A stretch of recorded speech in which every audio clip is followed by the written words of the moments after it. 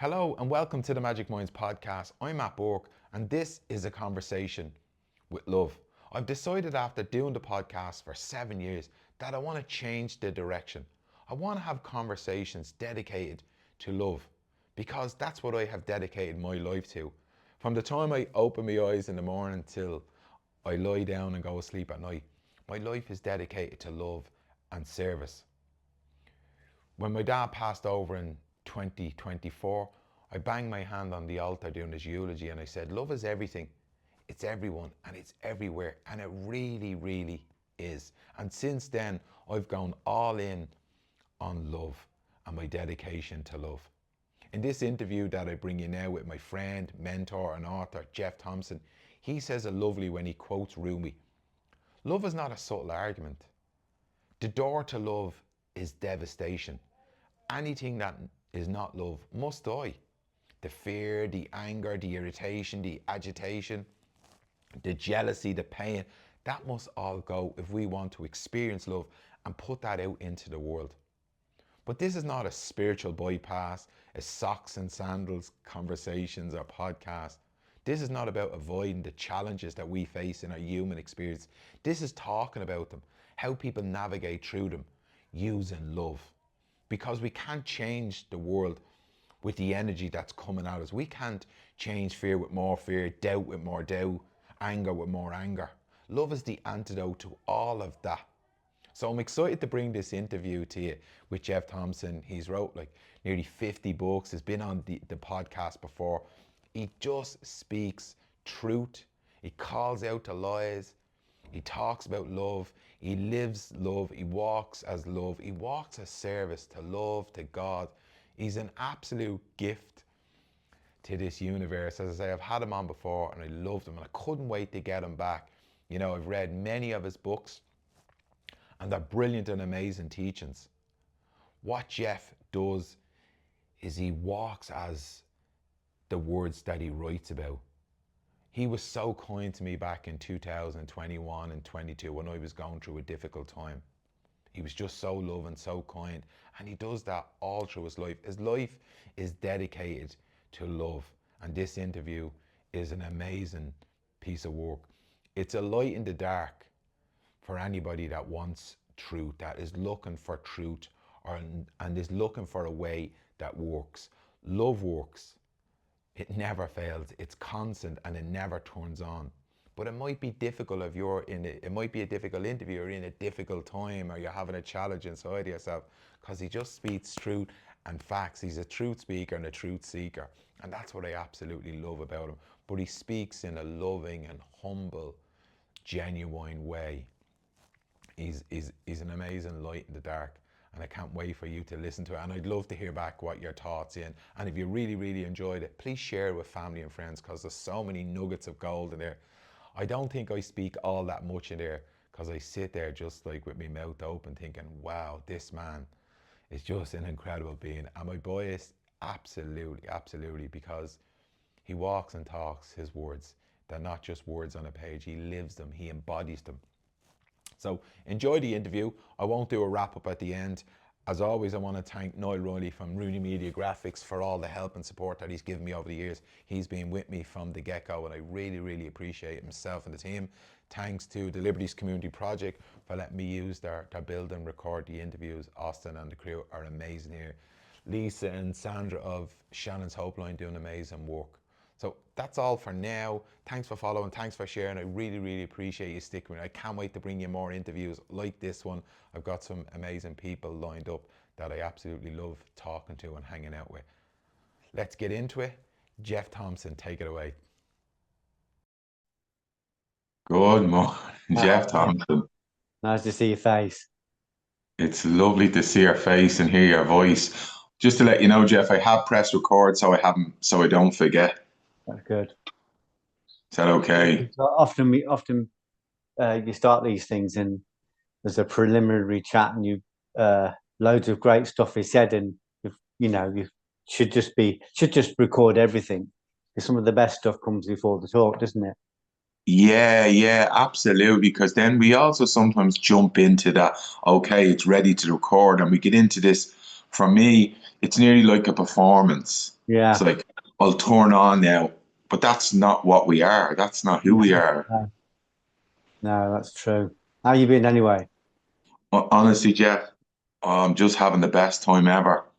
Good. Uh, Life is really, really good. Like, I mean, really good. In the bank, in my bank, which is really important, which is love, peace, and joy.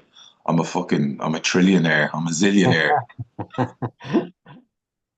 Well, as you contract the ego, the selfishness, the conscious net, the event horizon of consciousness expands, and you just start taking in more and more, a wider and wider view.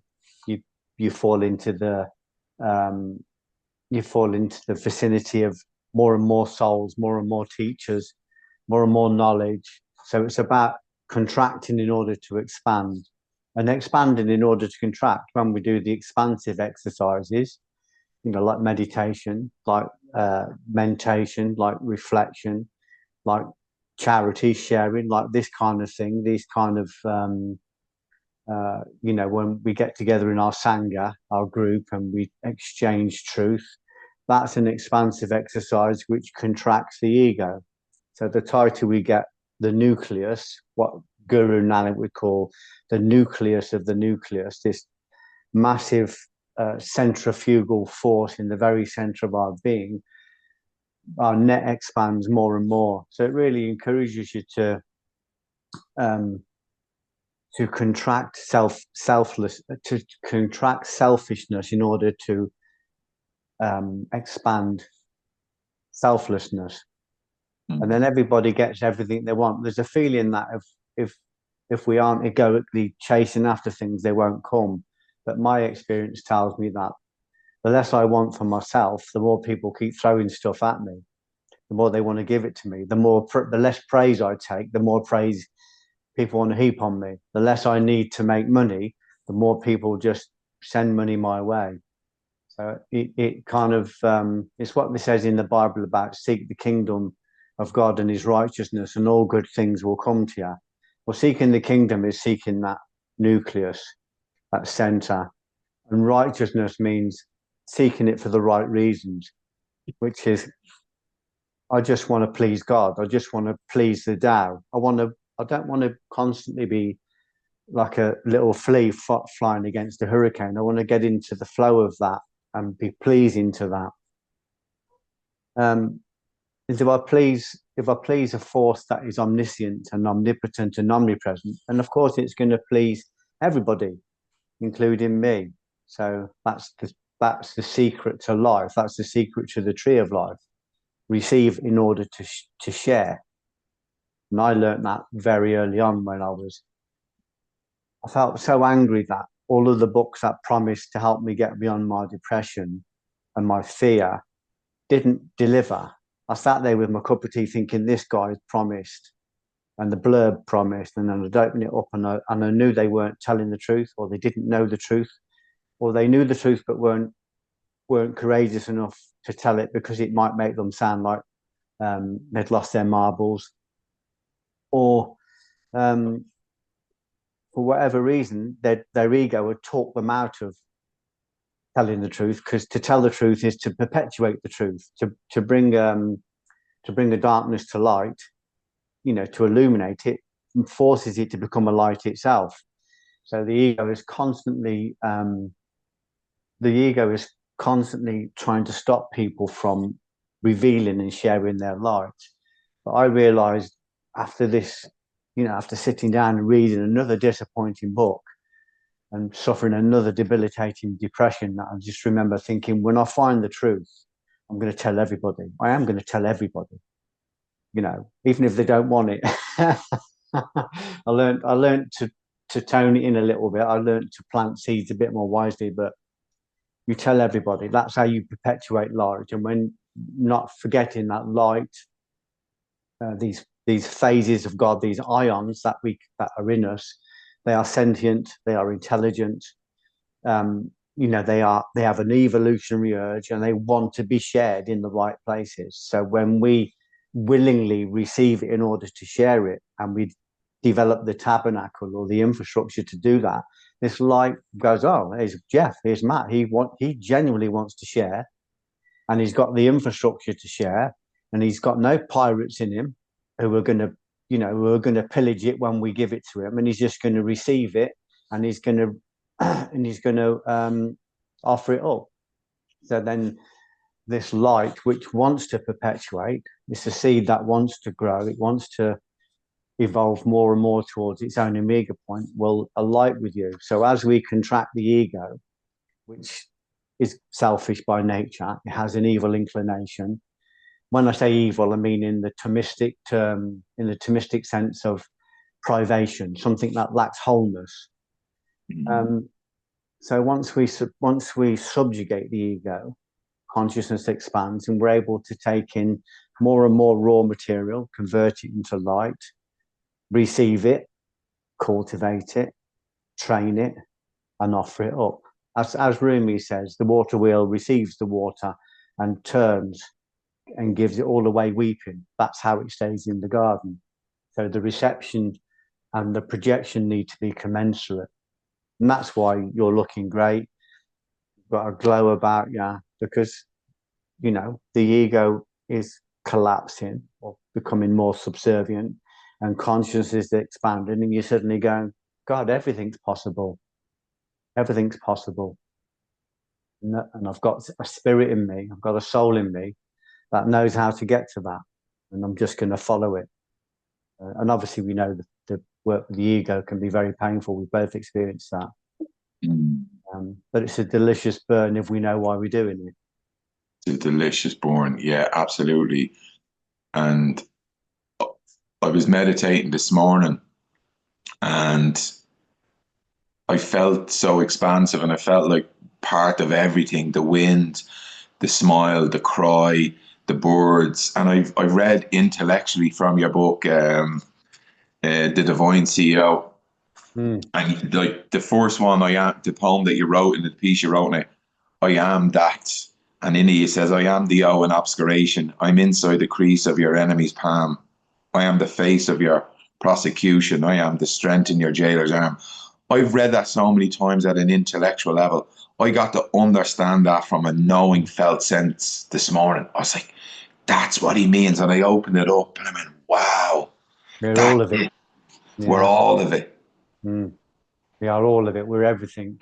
And it's just recognizing that, having a glimpse of it, and then just going, oh, I'm going to head towards that. And I'm going to do the work.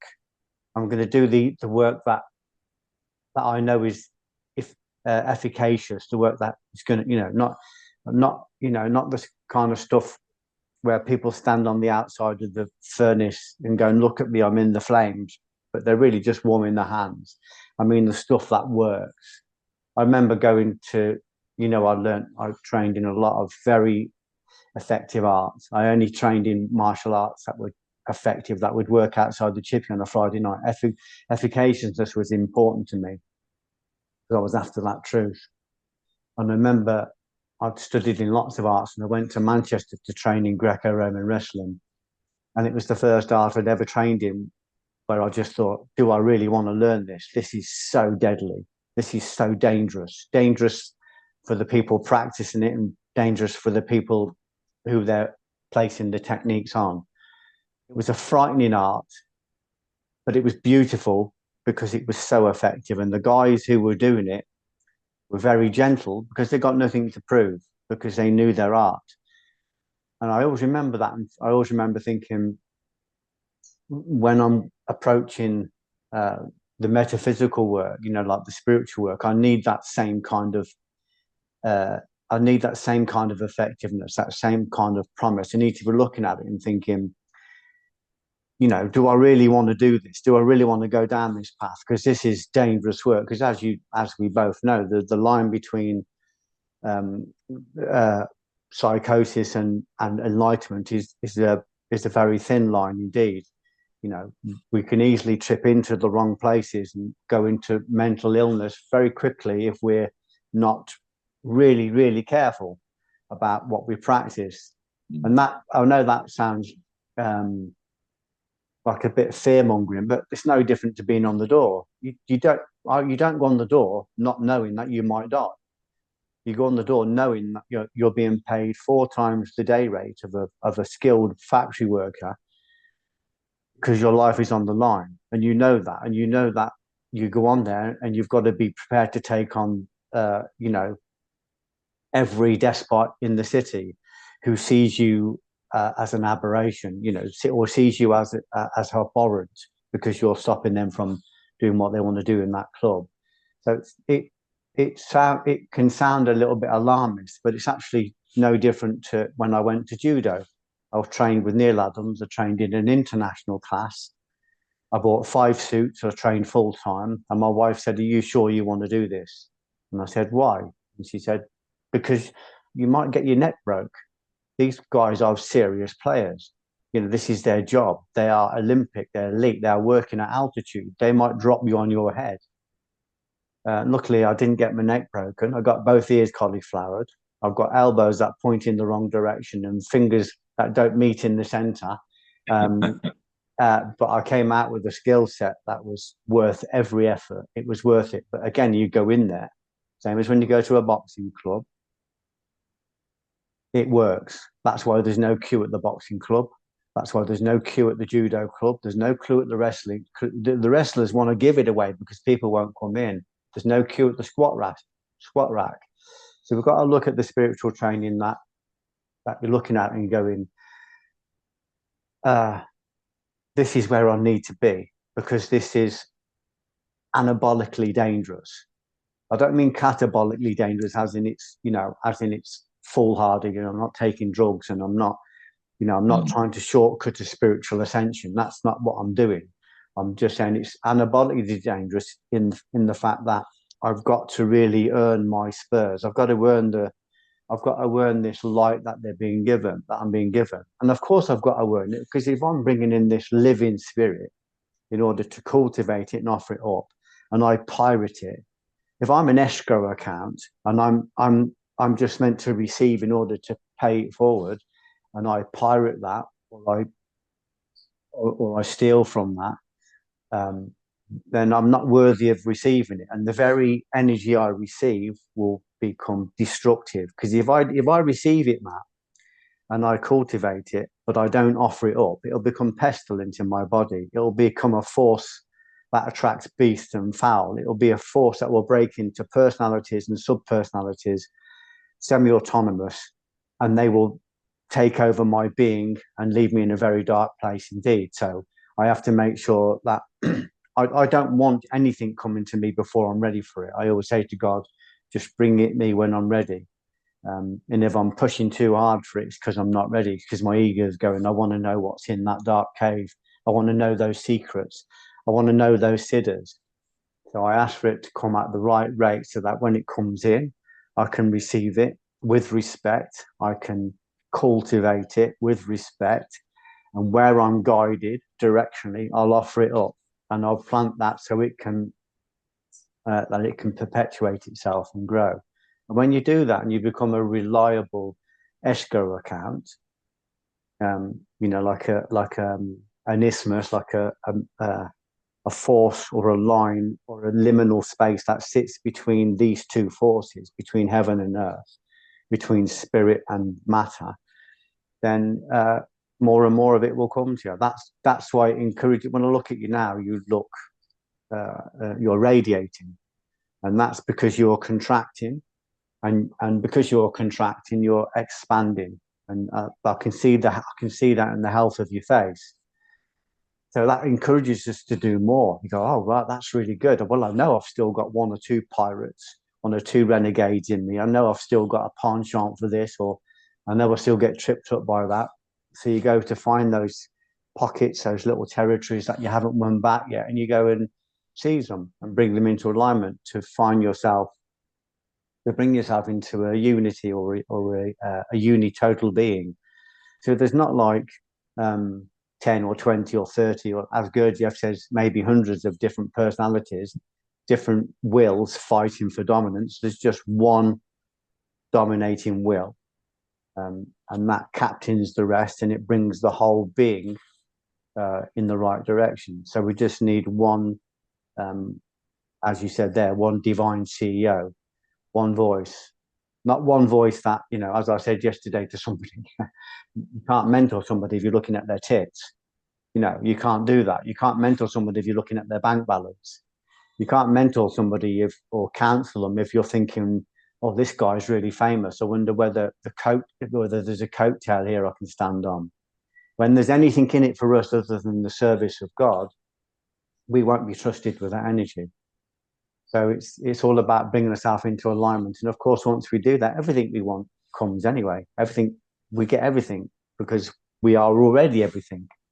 It's just the ego that feels as though it needs to hold on to a little bit, needs to grip hold of it, needs to grasp it. You know, there's not enough to go around. So it's, you know, so I've got to grab hold of this, you know, whereas in truth, even if we took abundance from abundance, abundance would still remain because, you know, there is an abundance.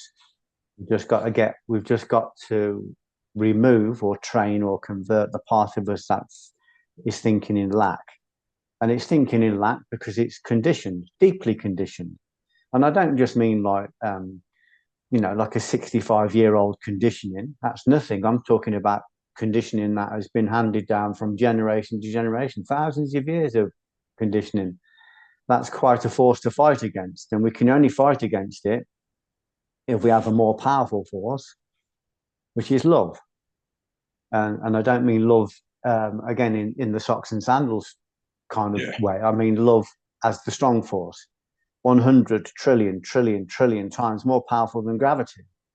The powerful force, and it exists in us, but it will only leak.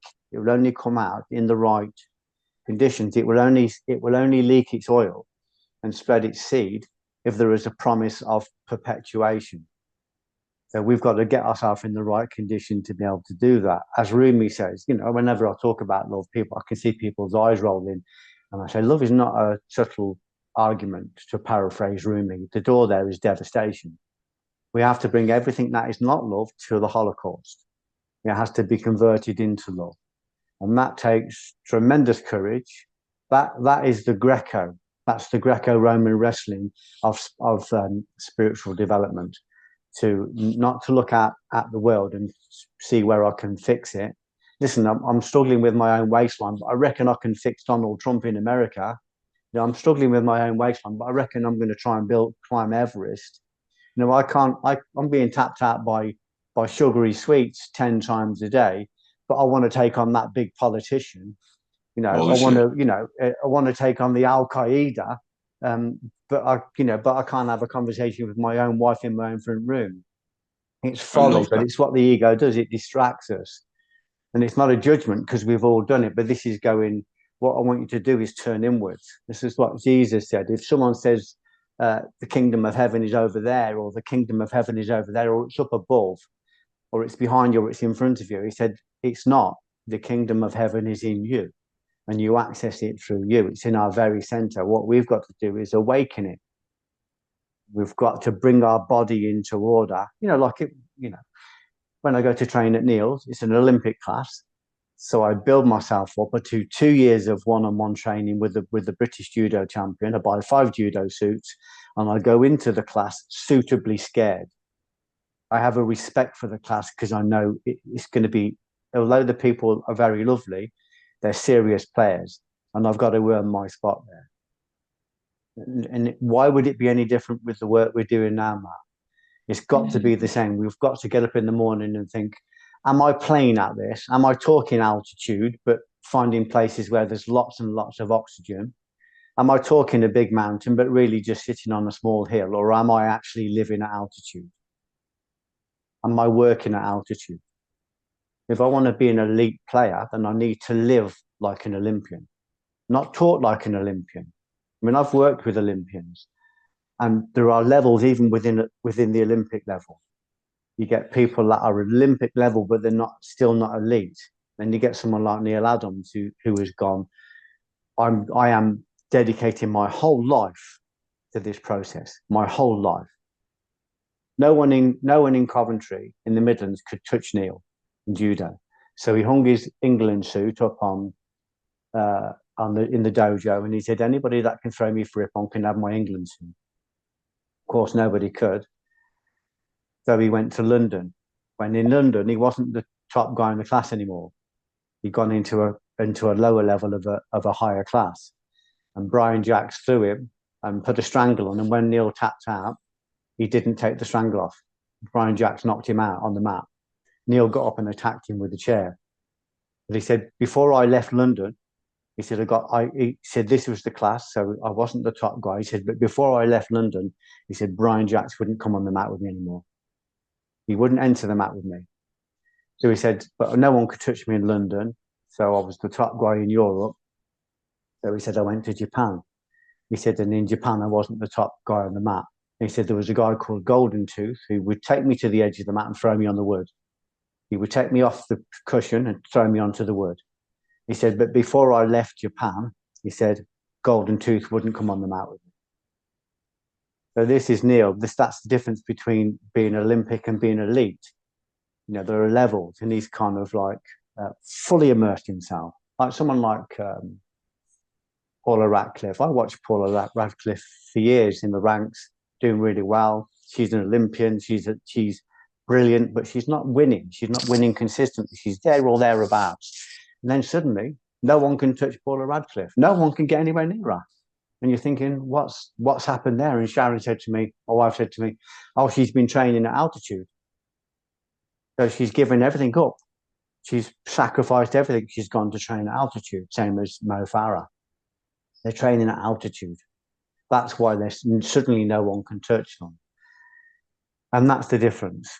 So we can either play at this stuff, or we can, and we can talk altitude, or we can do it seriously and build ourselves up so that we can not just train at altitude, but live at altitude. And altitude might, you know, the way of living at altitude is kind of living a very monastic type of life, which if you're doing it properly, it'll lead you that way anyway. But it's encouragement. It's kind of saying that's a choice. That's a choice for anybody. They can take this as seriously as they want. When I was a doorman, Matt, I talked about violence. I wrote about violence. I enacted violence.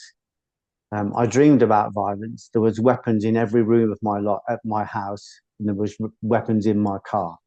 My whole life was about violence. I couldn't go to a wedding without getting into a fight. Or, you know, I'm at a funeral and I'm getting into a fight.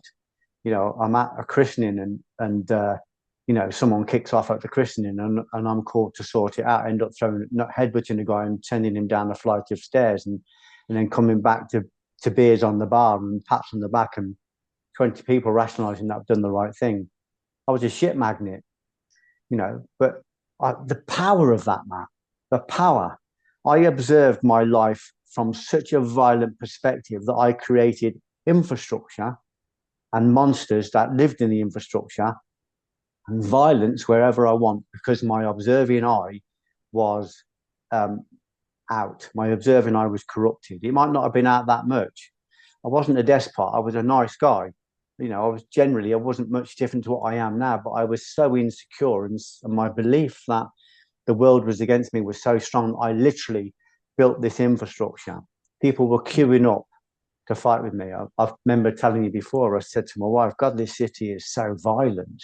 I said, everywhere I go, there's violence. And she said, yes, there's a common denominator. It's everywhere you go. And it was. And I remember thinking, oh, so that's how the spiritual stuff works then. If I want my life to be peaceful, I want my life to be love, I need to change the observer. I've got an ego at my observing my eye, and it's a damaged ego. And it's observing the world into reality from an ill perspective. So I got rid of all the weapons. I stopped talking about violence. I stopped teaching violence. I stopped enacting violence. I had books on philosophy and religion and faith in every room of my house, in my car. For a long time, I had stickers all around the inside of my car with positive quotes, powerful aphorisms. Everywhere you went in my life, I just fully immersed myself into it. And then suddenly the infrastructure of the doors has gone. I don't mean like I'm not working as a doorman anymore. The clubs aren't there. They're gone. They're gone. They've been knocked down. They've been rebuilt as houses. The atomic structure of those buildings has gone because I'm not observing them into reality anymore. The monsters have gone as well because I'm not observing them into reality. I'm not coating them in the garb of a golem with my negative observing eye. What I'm seeing around me is love. I'm seeing peace. I'm seeing happiness. Obviously, there's still things I'm working on. I'm not an enlightened man. I am an eternal student, so I'm still working on stuff.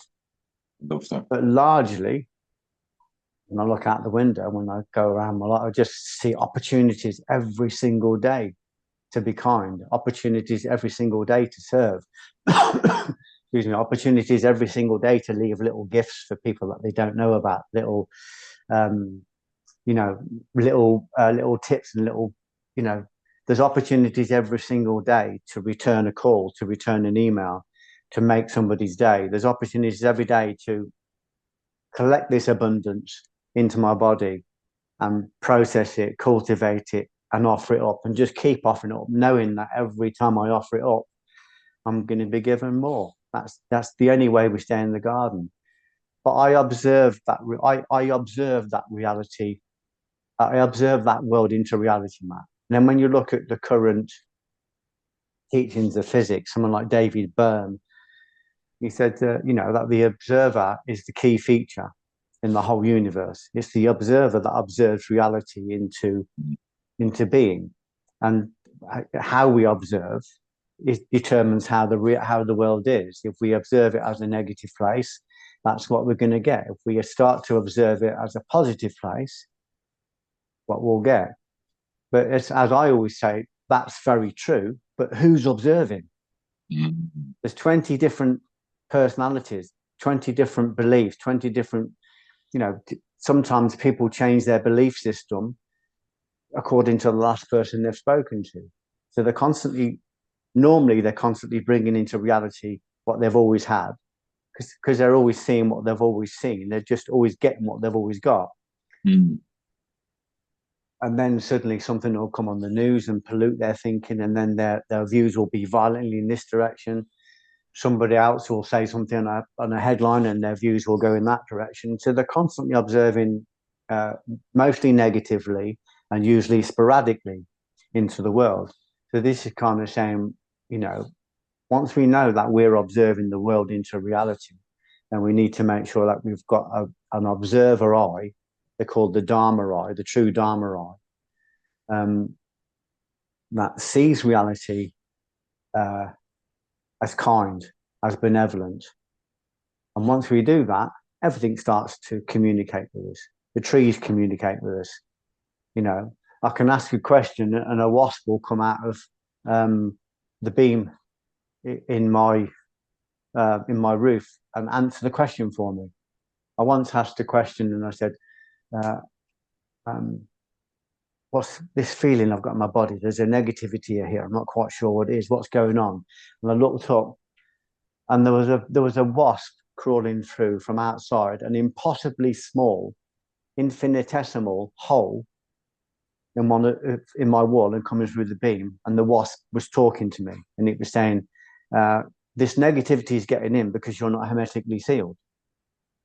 I had a squirrel living in my walls, because I'm living in the country, a squirrel living in my walls, and it was driving Sharon insane. But I was going, why is there a squirrel living in my walls?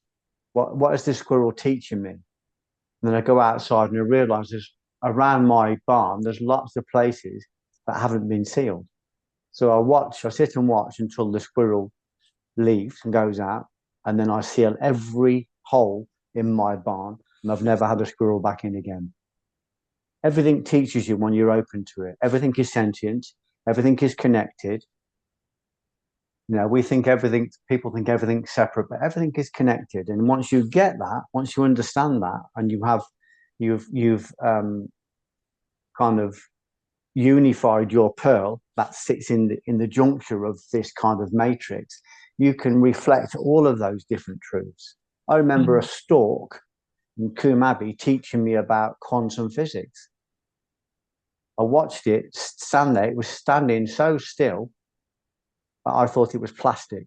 people walking past. It was in the lake, walking past going, I don't think that's real. I think it's plastic. It's not moving. So I watched it, and I thought, and I had a bit of impatience. So I thought I'll move on.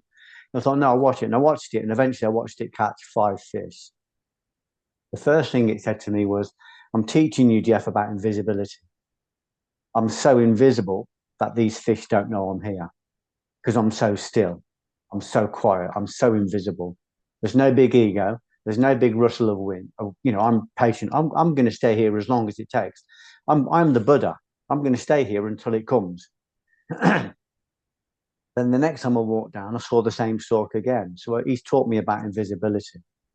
And I was quite loud. I was quite an ego. I want to be noticed. I want to go into a room and be noticed. Although I'm kind of going, oh no, don't give me the praise. You know, I'm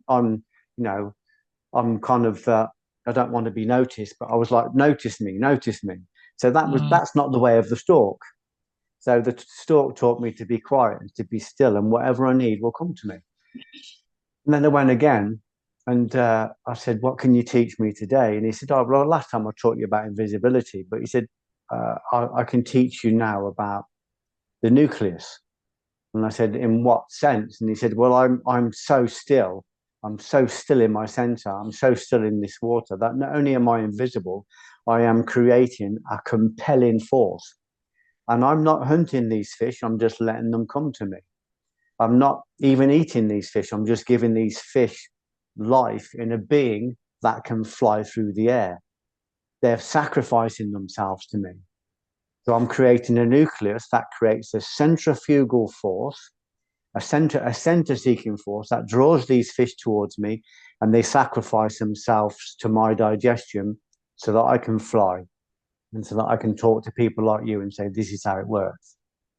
Now, that sounds interesting, but then when you look at the way a nucleus works in an atom, the nucleus has tremendous mass. It's in the very center of an atom, and it's circumambulated by negative particles called electrons.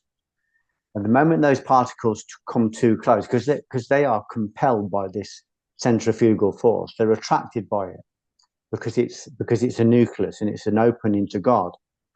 And they are dragged into this nucleus and they are converted into light. So all the nucleus needs to do is stay still, and it will attract everything it needs to do, everything it needs in order to expand its mass, expand its event horizon, and get more and more awareness. So once you understand it, everything teaches you, everything speaks to you, everything becomes a conversation if you're open to it. I think I told you before about the film critic that I watched on television. He was tearing films apart. I said to my wife, I can't stand this guy. I said, he's tearing films apart. And of course, I really felt like he was tearing me apart because I was a filmmaker. And she said, what is it about this guy that you don't like about yourself? I said, it's not about me. I said, I just don't like the way he is. She said, well, what is it you don't like about him then? I said, he's just criticizing films all the time. She says, you do that. I said, no, I don't. She said, we came out of the cinema last week and you were criticizing a film. This guy's just got the courage to do it on national television. And I said, oh yeah, you're right. So I was projecting what I hated about myself on him. Anyway, about a couple of months later, I was in BAFTA and I saw this critic in BAFTA. And I rang my wife and I said, that critic I told you about is in BAFTA. I said, he's so nice. I said, he's really changed. And she's laughing. She said, he hasn't changed, Geoff. You've changed. So everybody's a teacher, Matt. Especially the things that vex us, especially the things that, and what they're doing is they're saying, here's a golem. I'm going to show you a golem. You're projecting onto me, but I'm going to project it back and I'm going to show you where it exists in you. And that golem, although it's pretty ugly and you don't want to look at it, it contains masses of light. It contains energy. And if you're able to look at that without engagement, without identification, and just observe it and absorb 99% of its bluster, 99% of its posturing, he said the three-dimensional monster will become a two-dimensional cartoon and the light will escape. The negative part will be liberated and cast into open space, and the light that's in it will come free and jump to the nearest stable nucleus, which is you. So your light expands and the negativity goes away. So all of those things that people are trying to escape, people are trying to get away from. Like I was talking to a girl yesterday, she said, I did a podcast, and she said, where do people start? Where can they start? I said, start where you are. Start where things fall apart, to paraphrase Peter Chodron. I said, you're going to find enlightenment not despite your depression, but because of it. You're going to find enlightenment not despite your anxiety, but because of it. You're going to find it not despite your fears, but because of them. Because all of those energies are made of atoms. Even thoughts are made of atoms, and they contain masses of light. They're just hidden in a dark perception. Your job is to look at them rather than keep covering them with medication and keep getting pissed to hide from them, or keep turning towards porn or sex or whatever it is people do, to not look at it, turn into it and look at it, brace it, absorb 99% of it, and it will give up its light. When it gives up its light, your mass will increase. So it will get tighter, but the mass will increase. Your volume will decrease, but your conscious awareness will expand.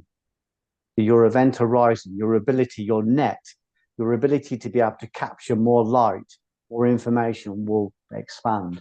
That's what's worth getting out of bed for in the morning. So it's not despite the negative things, Matt. It's because of them. We go, oh, I'm still jealous. So I'm going to look at that and I'm going to convert that. I still keep getting angry at the world. So I'm going to look at that. I don't need to be angry at the world. What business is the business of the world to me? As Rooney says, forget the business of the world, return to the business of the soul. Don't think that stuff out there is not a direct projection from you. So he said, your fruit, your service, your fruit, your purpose is the essential thing.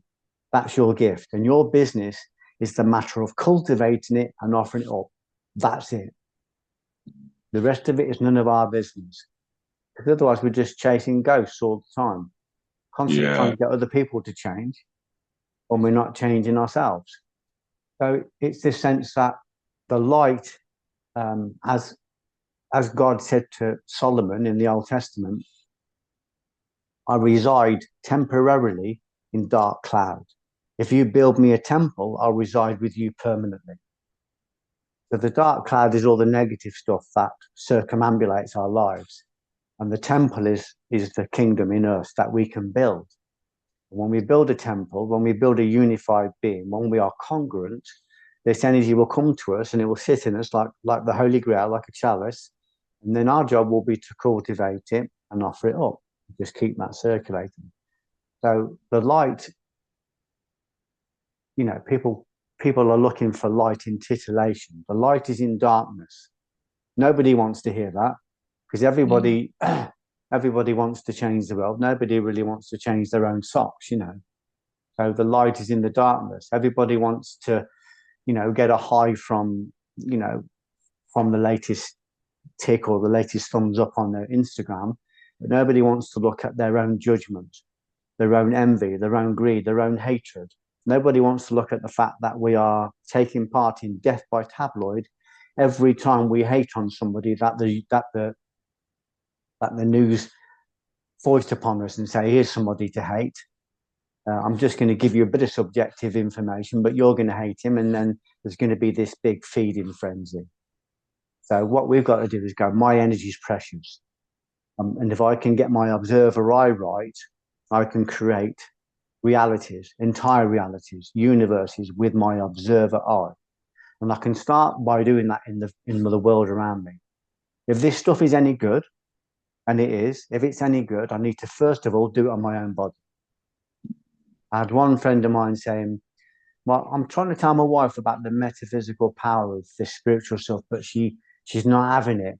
And I said, well, of course she's not having it. I said, you're 6 stone overweight. She's not seeing it.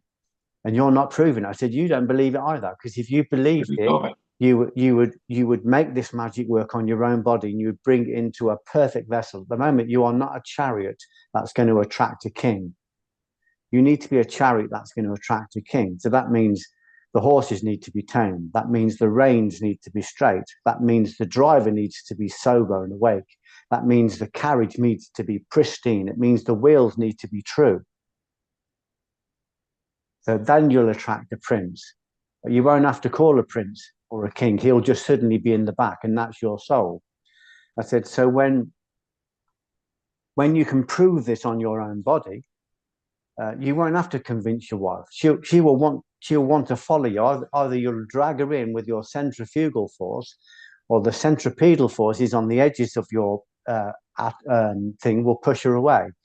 But I said, but while you're rationalizing, he's saying, oh, well, I'm big because I run a pub and I need the weight, I need the body weight. I said, no, you don't. I said, when I started the door, I was like 11 stone. I said, it's not about, as they say, it's not about the size of the dog, is it? It's about the size of the fight in the dog or something like that. It's not about, I can't remember this name, but it's about this intent. It's about this, this central nucleus. I work with people like Owen Delagi and when I was on the doors, and people like, I won't say all their names, but a guy called John, and these were like maybe 10 and a half stone, but man, the gravitas, because they were centered, they knew what they had. So the key is we've got to believe it ourselves, and we've got to be the proof of it. So we start with our own body. If I can't control my appetites, if I can't contain the mundane things, I've got no right to be looking for the magical, because what would I do with it? I would pirate it. I would waste it. Be gone. I'd be throwing seeds in all sorts of places that aren't going to grow. So I've got to make myself an impeccable vessel. That's the work. That's the work. That's the altitude work. That's the work of the Olympian. That's the work of the elite athlete. Why should we expect it to be any less? Our monks and our prophets have showed us. They go into solitude and they sit in caves and they meditate. They abandon their whole life to this. But that's no different to an elite athlete. It demands that from us. So I'm trying to excite people to be the proof, not just read the books, but to be the proof. And then you'll see the difference, because suddenly you're in the room with people and you're thinking, how did I get in the room with this guy? You're in the room with that guy because your consciousness has expanded, and it's just put you in the room with that person. I go from working in a nightclub in Coventry to suddenly sitting in Las Vegas with Chuck Norris. He's paid me to go and teach in Las Vegas. He's paid me to be there for 10 days to teach his top black belts. And I'm sitting there having lunch with him, talking about when Bruce Lee used to call him and say, do you want to come and spar? And you're thinking, how did I get here? But he knew how I got there. When I reflected, and I knew how I got there, I found a truth. I found a solid, indivisible truth, undeniable truth. And I just let it expand, and it went across the world. And suddenly I'm in the room with these people because I'm in the room with them, because my conscious net has expanded, and I'm just there. I'm just catching bigger fish. I'm catching more fish. Now, I remember saying to Shannon once, and as you can tell by the theme of this, she's very quickly becoming the guru of this story. I often wonder whether I'm waking up with my wife and whether I'm waking up with Siddhartha, And it's I remember when I was first getting in, going seriously with the martial arts to give up my job, and I kept saying, I want to meet these people, I want to meet my heroes, I want to meet Terry O'Neill, I want to meet, Neil Adams and people like that. And she said, Geoff, stop trying to meet your heroes. He says, do the work. If you do the work, they will want to meet you. And then suddenly I'm on the mat with Neil. Suddenly I'm getting a phone call from Dennis Martin, who was a legendary combative guy. And he says, Terry O'Neill wants to know if you want to come for lunch in Liverpool. Yes, I do. Dave Haddad's in my front room.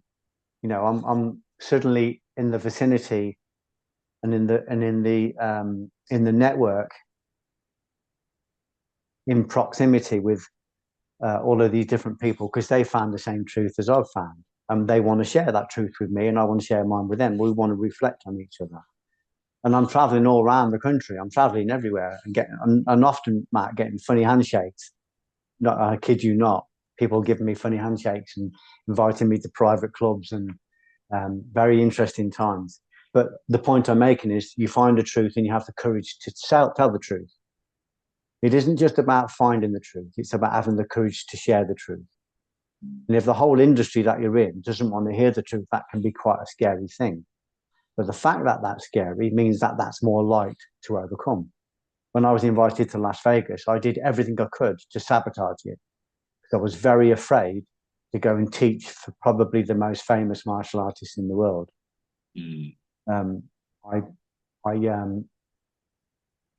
They asked me how much I would charge, and I put in a price that was too high, and they said, yeah. And I said, I need a Yuki, so you'd have to pay for a Yuki to come over with me.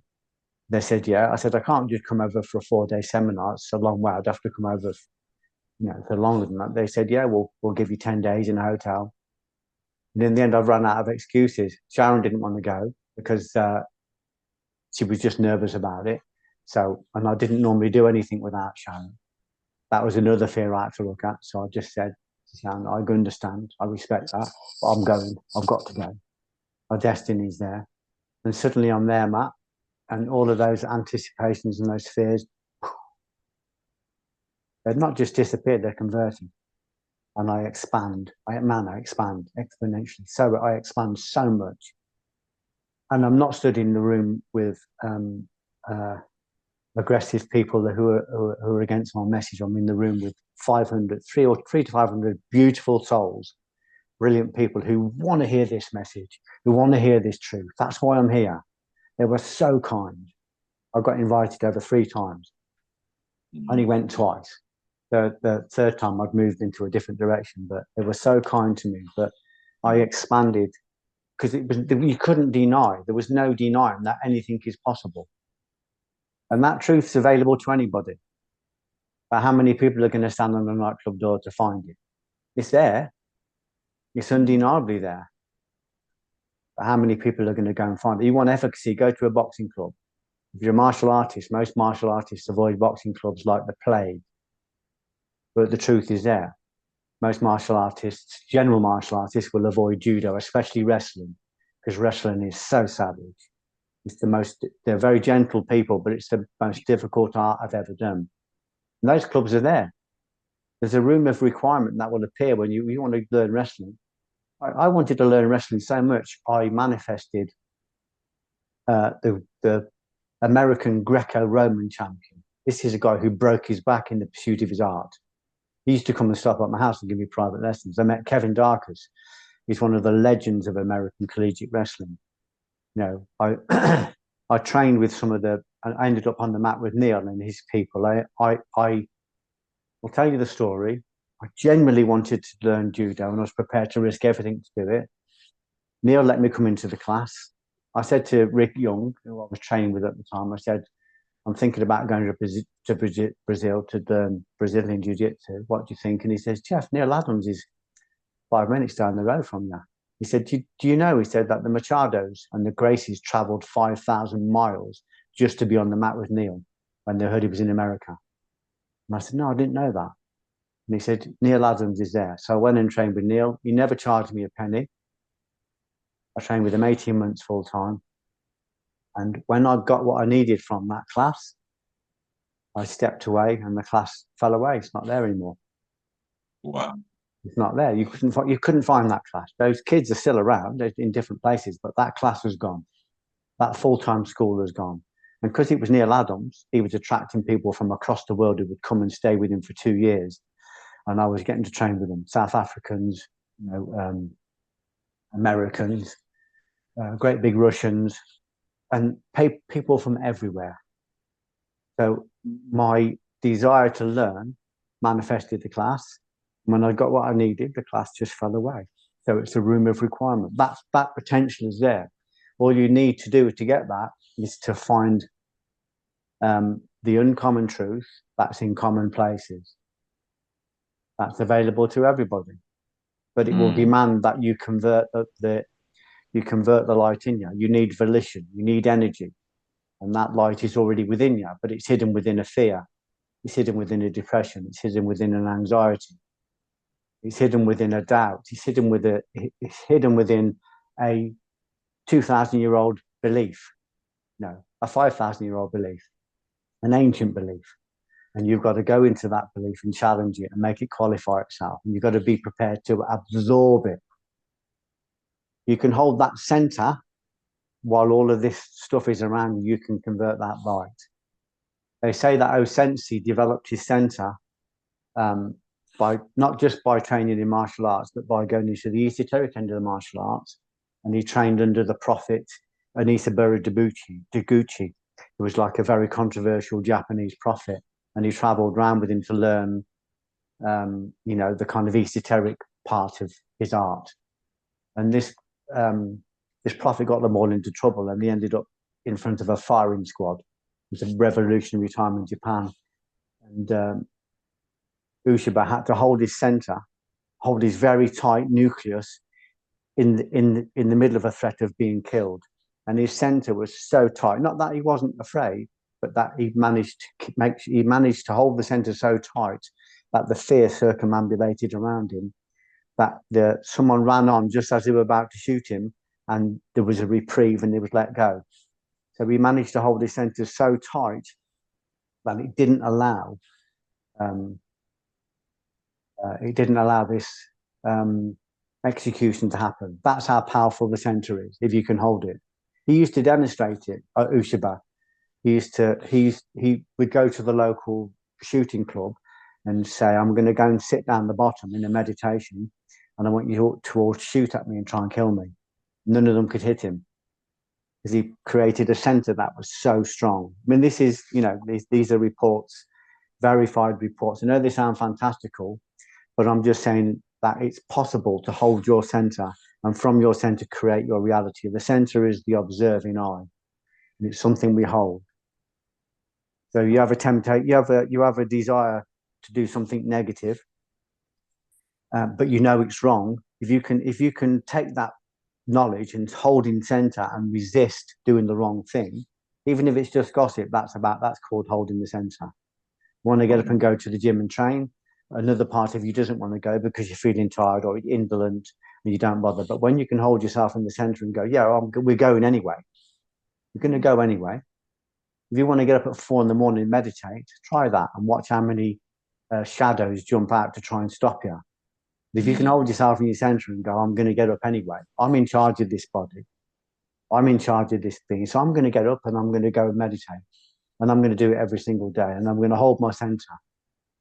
When I'm in the cold shower, I'm not just in the cold shower because it's good for my immunity. I'm in the cold shower because I'm practicing holding my center. And what did we do on the doormat? You've got maniacs threatening you every single night. Some of them big girls as well. And you have to hold your center, don't you? You might have to hold your center with the threat for years and years. So we know how to hold the center. So we just learn to do it with these other things. Yeah, I think what you said and you spoke into there, which is really important, is proximity and surrounding yourself with the people that help you elicit that change. Because sometimes we can be unconscious to just who we're surrounded, and they'll say the same thing, they'll speak the same thing. When I want to ever do any change or to start moving in a different direction, I stand in proximity or sit in proximity with you, like you did with Adam, and people that are moving in the same way. But what it really does as well, Geoff, and what you helped me to do over the years is you've helped me create as you, in your words, is if you want clean water, you got to have clean pipes. What that's saying to me, that's truth. These people are going to shine a light on the dark parts of your experience and the voices and the defilements inside of your system, which is really important. And the other thing is if you are really dedicated to this work, you have to go all in. You have to go all in on love. You have to go all in on wrestling, Roman Greco wrestling.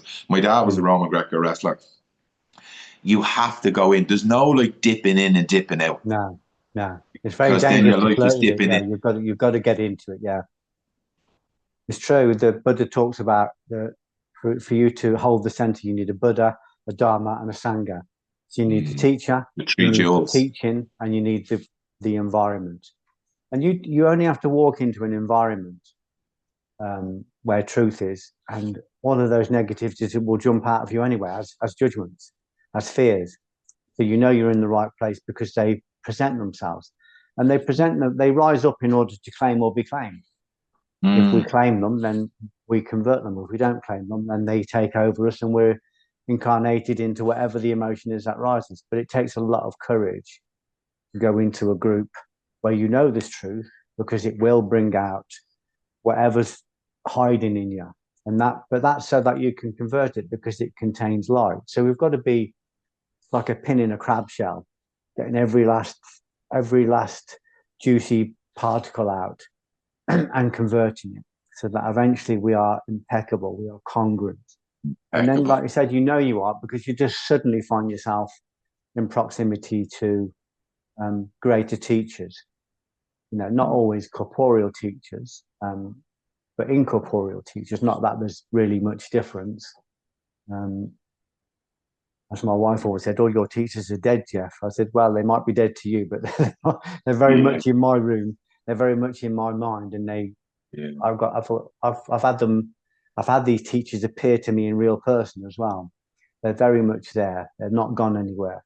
But I wouldn't say that it's a demand, but it's kind of a precondition of working with them is that you do the work, because otherwise they're wasting their time. If they're going to offer up spirit to you in the form of knowledge, in the form of training, you've got to take that spirit and you've got to cultivate it, and you've got to offer it up to others. So you're always working on 3 rungs of a ladder: the rung you're on, the rung above where you're being taught, and the rung below where you're teaching. If you haven't got that constant thing, the incoming and the outgoing isn't commensurate. And people often used to come to me for advice, and I'd give them it, and then they'd come again for the second instruction, and I'd just say, you haven't done the first instruction. Now, how can I give you the second instruction? I don't even know what the second instruction is. But believe me, if you'd done the work, you'd know, because we'd be in company and I'd be telling you. So you've got to do the first instruction. I worked with a guy called Ian Abernethy, who was working. He got a good job and he was working. He was a good martial artist. I think he was about a 4th dan or something like that, but he really wanted to work. And I've never seen a guy ascend so quickly. But it's because everything you told him, every instruction you gave him, he took it and acted on it. If I said to him on Friday, you need a judo instructor to complete your game, by Monday, he'd have the best instructor in the area working with him. If I said to him, you need to get your palate right, next time I spoke to him, his palate he'd be correcting it already. And I've never seen anyone ascend so high. I said, if you keep this up, he was worried about whether he would make enough money, because he had a good job and he gave up a good job. And I said, if you do this right, you'll be turning people away. And then I remember speaking to him some years later, and he said, I'm exhausted, Geoff. I'm going to have to stop. I'm going to have to turn down some of this international teaching, because I'm just traveling all the time. He was so in demand. And then I watched him go through a year of massive ascent. I won't go into it because it's private, but I really admire him, because when he got the instruction, he took the instruction. When you take the first instruction and you complete it, the second instruction will come. You go into a gym and you want to push 4 plates. Work with people that push 4 plates, follow their diet, follow their advice. But don't ask them to put 4 plates on for you straight away. They would be fools if they did it. And you don't need to ask them to add more weights to the disc. If you're pushing 2 discs, the moment you need more weight on the disc, they'll put it on for you. You don't even need to ask, they'll put it on. If you're doing 6 reps with 220, they will slide the disc on so that you can go up and do 3 plates. So when we do the work, the instruction automatically comes, because doing the work brings more mass to the truth. More truth coagulates in the center, and that attracts more and more and more instruction. The teachers when you've got truth, the teachers just turn up. And you said something to me, like you've said a few things to me over the years, which are instructions, but I had to like the Da Vinci Code. I had to work out what you actually meant by them. Yeah. But it was so simple. You said to me, if you want to expand, you got to contract. I'm like, what does that mean? And then you said, if you want clean water, you got to have clean pipes. I was like, what the hell does this mean? Then Explain. yeah, like, but you could explain it all day, but I had to actually find out how to do it and what to. Then we spoke about kenosis, theological negation, and all of that was reducing the 10,000 things. That was reducing the bullshit. That was reducing the love. That was boiling. That was a titration, titration, titration. Anything that is not love must die. Yeah. This was a kenosis. Now I'm on the kenosis where I'm emptying thyself of all the matisms, the personality traits, the mind your little self, and the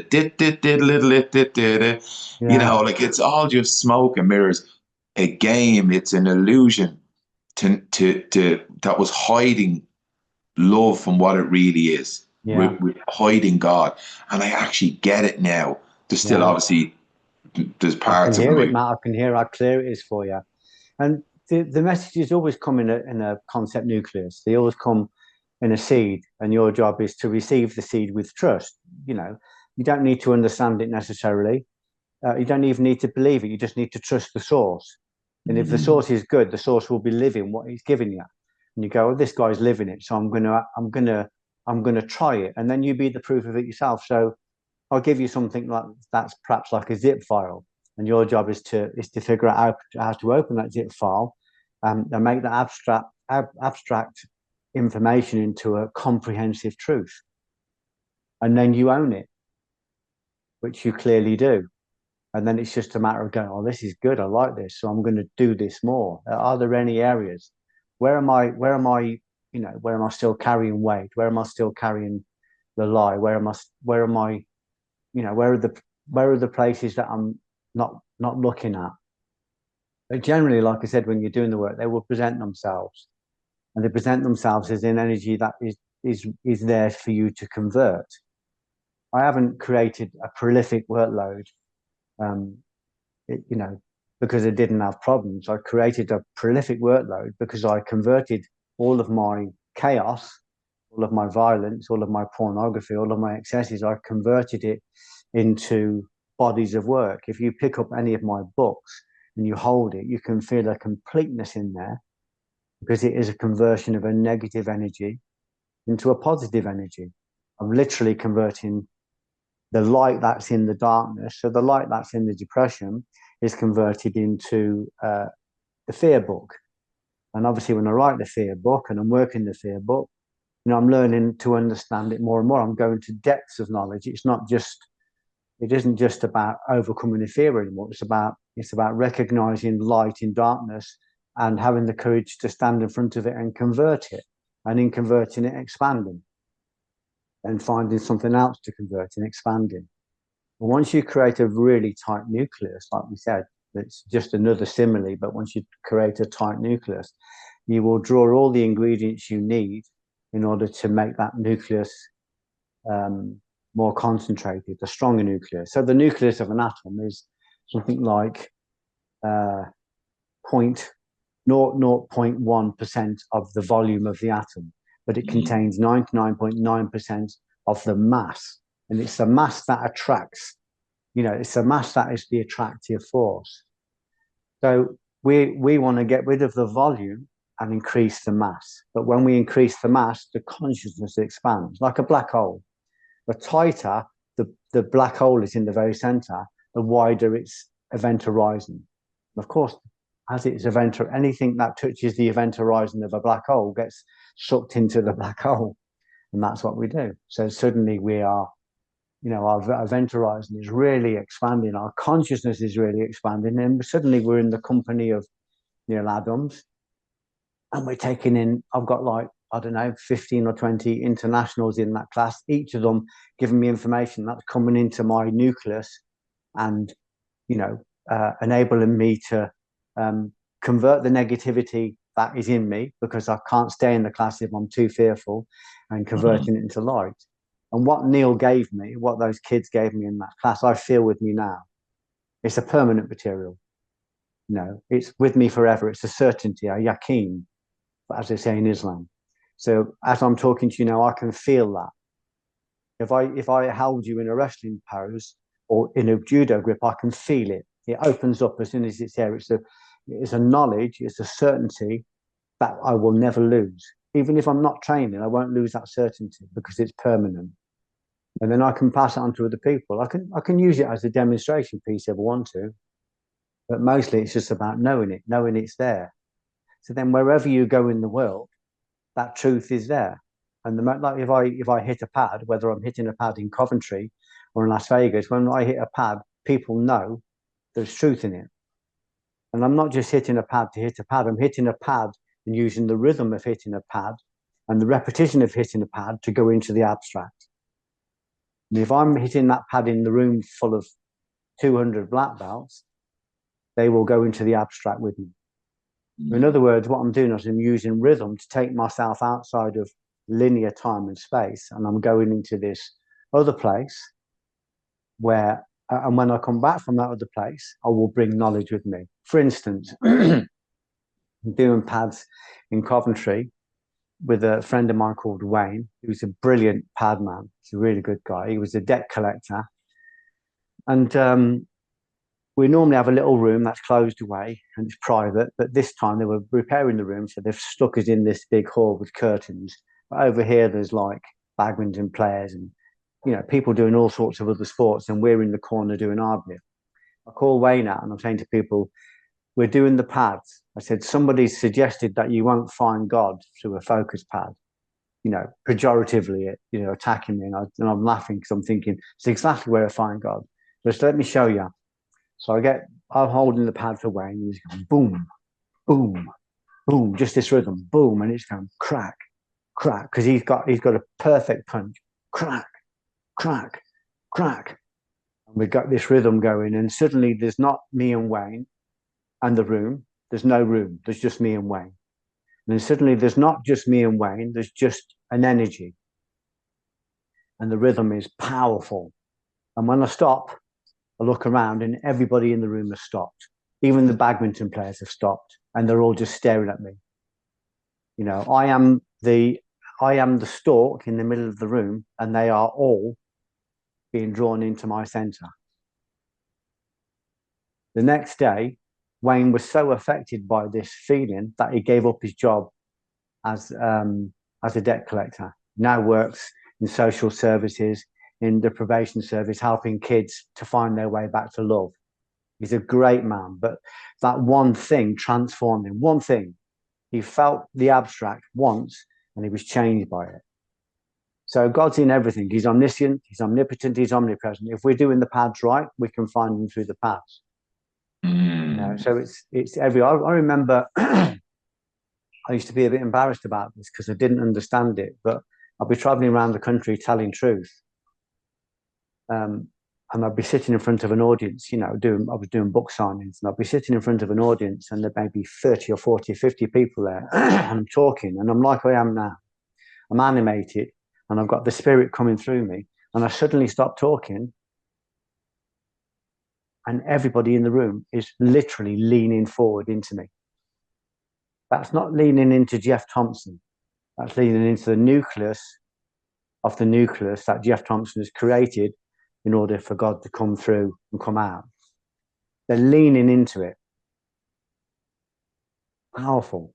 I remember going to speaking of... I just felt that there. I just felt as you were saying, I was like, wow, that's it. Yeah. Wow. Can you feel it now? Just have a minute.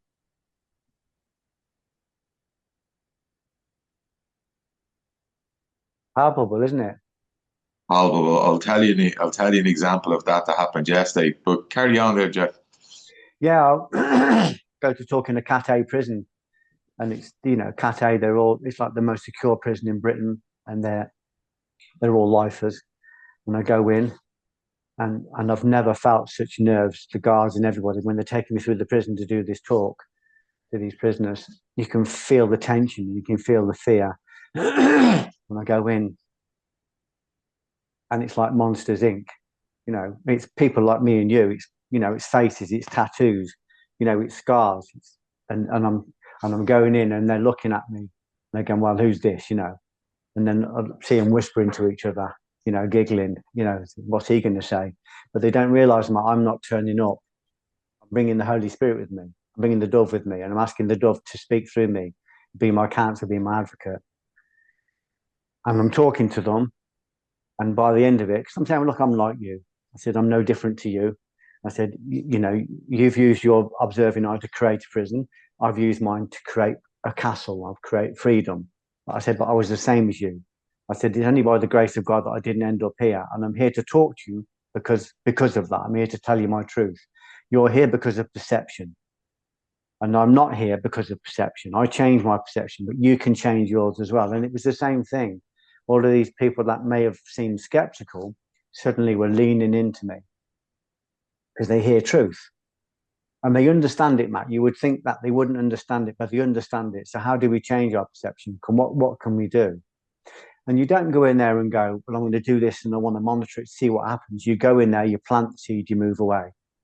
What happens after that has nothing to do with me. Some of them will germinate quickly. Some of them will germinate slowly. But I know that if they receive the Spirit, it will go in like an antibody, like an antigen, and go in and it will hunt around the veins and arteries of their being, and it will search out any negative bacteria and gradually work it out at a pace they can cope with. It's transformative, but I never pretend it's me. I never pretend it's me. It's not the personality. It's the energy that comes through it, and I just need to prepare my body and my mind so that it's the perfect vessel for this.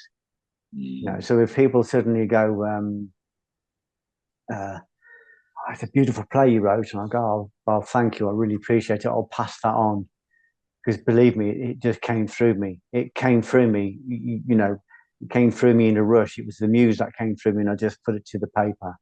And it's picked up all my truths and it's picked up my colours and flavours, but it's not me. It's come through me. So we don't let the ego grab hold of it or run with it, because otherwise the ego that you're trying to subjugate suddenly becomes inflated. But that happens whether you're talking in a bookshop or whether you're talking, whether you've got a film that's gone out into the world, that's contains truth. It doesn't really matter what it is. Or whether you're talking to people in a prison, the truth speaks the same language. And they talk about speaking in tongues, or the apostles suddenly being able to talk any language. It means that love is the universal language.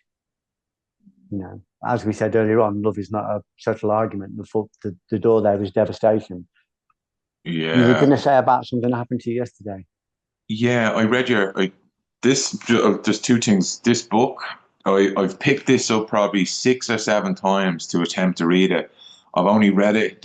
I'm on my third time now, and I'm halfway through it. I'm a little bit slower this time because I'm underlining and I'm really letting it in. Yeah. But every time I pick it up, it brings up stuff. It awakens some darkness inside me. Things happen outside, allegedly in my external world, but the manifestation of what's going on inside, the fear runs through me.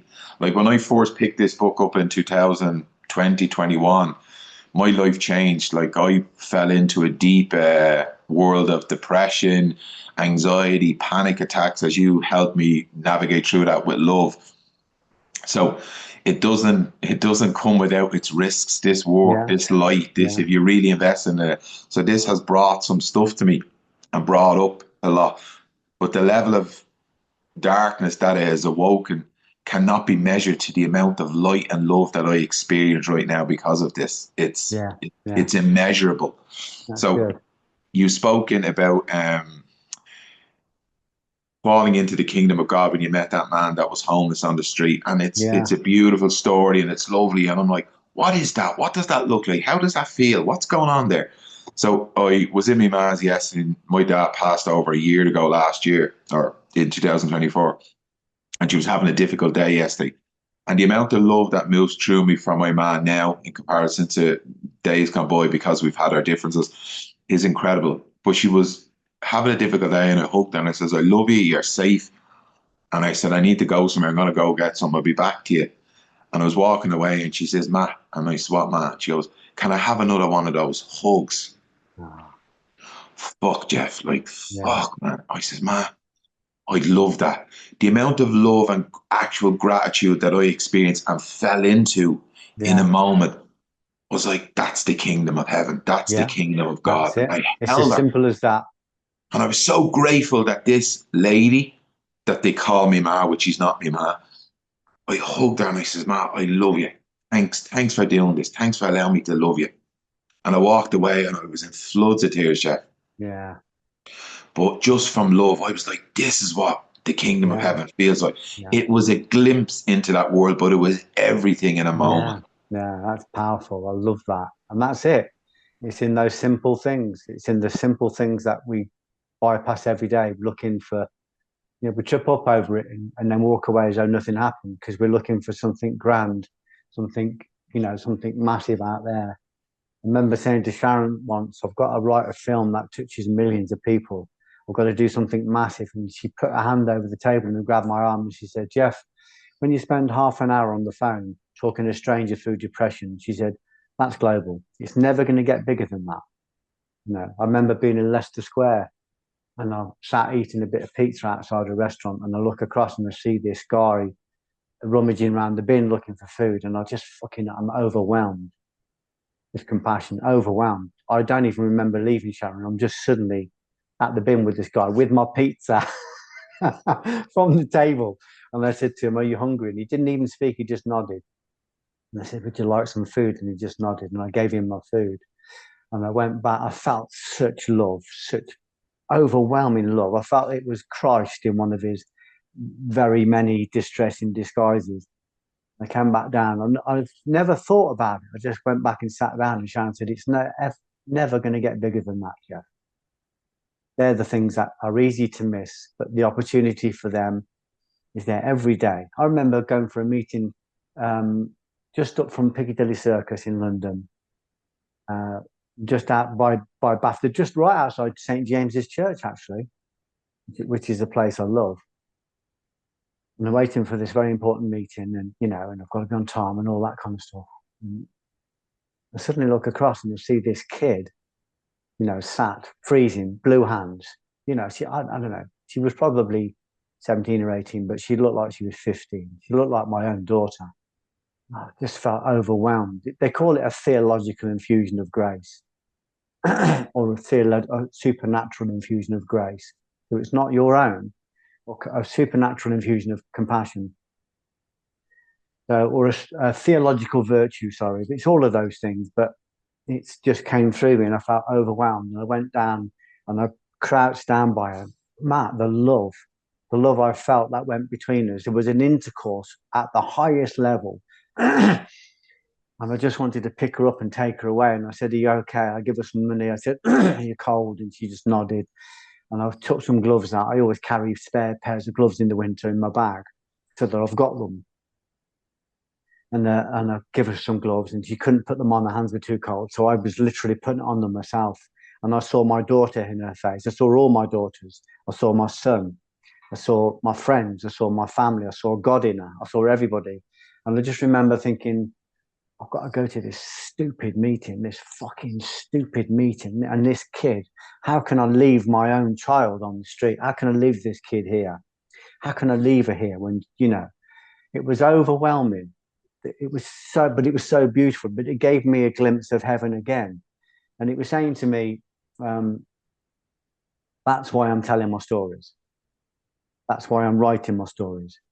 That's why I'm writing the films that often, take me to the very brink of collapse when I'm writing them, because I'm having to regurgitate this darkness that's in me and bring it to light and convert it to light. Because I've got to be the modality. I've got to be proof that it's possible. People need to see that it's possible to do. They need to see an example of possibility. So I'm telling my stories for that reason. I remember meeting a guy in BAFTA who was a friend of mine who was struggling with his writing, said he wasn't making the gains he wanted to make and he wasn't getting the validation, the recognition. He was struggling a bit for money. And I met him in BAFTA and I said, let me take you somewhere. Take him down to St. James's Church, where it's a place where I pray whenever I'm in London or I meditate. And I go in and it's a big church. And the left-hand side is full of rough sleepers. Every aisle has got a rough sleeper in it, maybe 30 or 40. And I walked to the bottom and there's a great big emblem of Christ on the wall. And I walk up with him and I said to him, have a look at these kids, all different ages, all different, sexes, all different cultures.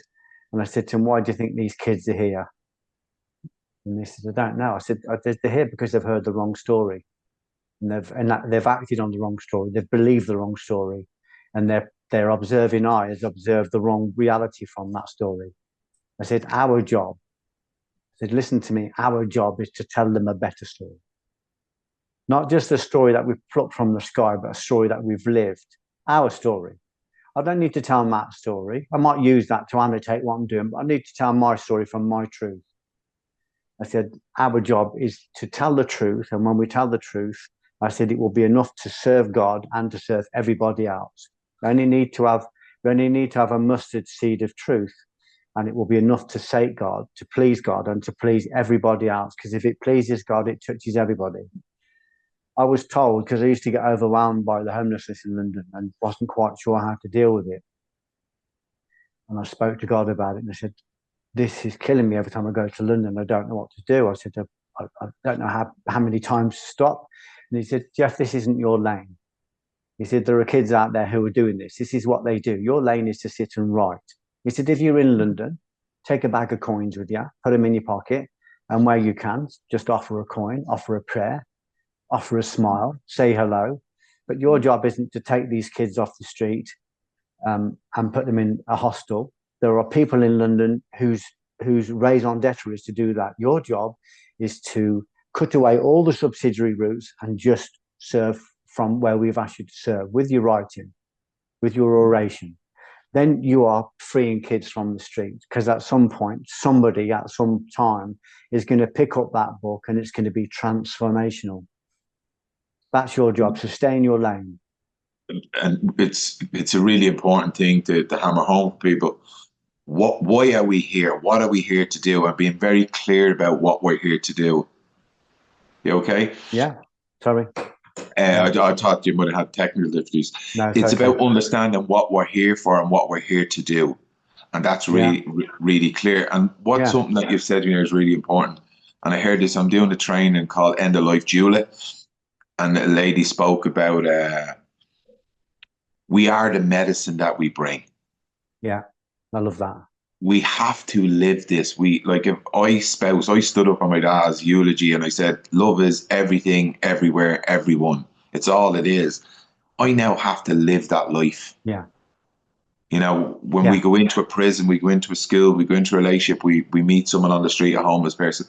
We have to be that medicine. We have to be the love. Yeah.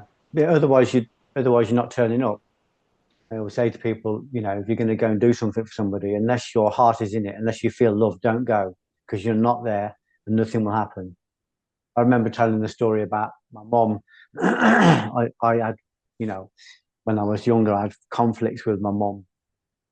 It was just a clash, and she was a very strong woman, but she was Irish Catholic, and I was quite a bit afraid of her. Yeah. So when I used to turn up at my mum's, I used to put the helmet straps up, and I used to feel as though if I didn't, she would climb inside and batter me. That was my perception. And I remember trying to do everything to please my mum. And in the end, and I'm telling you this story not to sound like a great bloke, but to illustrate a very powerful point. We had enough money and we bought her a house. We bought her dream house, and she lives in this house and she's still there now. Anyway, this conflict that was in me, and I'll explain it in a minute, erupted one day because I was writing and cleaning stuff all the time. So it was coming up, and everything that was rising, I was looking at it. And we turned up one day, and I won't go into the detail, but we basically me and my mum ended up having this row, and I threw my breakfast across the floor. And she said to me, you bring me nothing. You bring me crumbs. And I said, oh, this house is crumbs then, is it? She said, oh, you tell everybody about this. I said, no, I don't. I said, but you're telling me this house is crumbs. It costs hundreds of thousands of pounds. You're telling me it's crumbs. And I was so upset, and I went away, and she was upset, and I was upset. And I went away and I did a load of writing, and I come back. I think I wrote the play Fragile, which was a huge cleansing thing after where I confronted this issue and I cleaned it. And all I felt afterwards was unconditional love for mum. All I could feel was unconditional love. And then I got it. Then I understood it. You can buy your mum a £300,000 house and it's crumbs if it doesn't come with love. My mum doesn't want all that stuff. She's not interested in things. She gives everything away. She's the most generous soul you'd ever meet. But I was turning up at my mum's for 20 years, taking her shopping and not turning up with love. And she knew. And although she couldn't articulate it, her way of kicking off with me was saying, all I want from you is love. That's all I want. And when I turned up with love, Matt, those problems disappeared. I've never had a conflict with my mum ever since. All I feel for her is love. She's nearly 90 now. Take her shopping every Thursday. I have to help her up the ramp with the trolley. When she goes up, I hold her waist. I said, you push the trolley and I'll push you. And then as we go up, I'm going, let's all do the conga. And then she starts singing, let's all do the conga. It's such love. But my mum taught me the biggest lesson of my life. Don't think that giving people things is love. If you give, this was something that Krishna said to one of his servants. He said, if you turn up at my palace with a handful of rice and it's delivered from love, it's enough to feed me and the whole universe. But you can turn up with the treasures of Solomon, and if it hasn't got love, it won't do anything. It's wasted. So my mum taught me, I don't need all these things. I just need you to turn up with love. But she couldn't articulate it. But because I was writing about it and recognized that the fault was in me, I just kept cleaning it until eventually I wrote my play Fragile, which was this kind of inner dialogue with me trying to understand why I was feeling like I was feeling and bringing out all of my,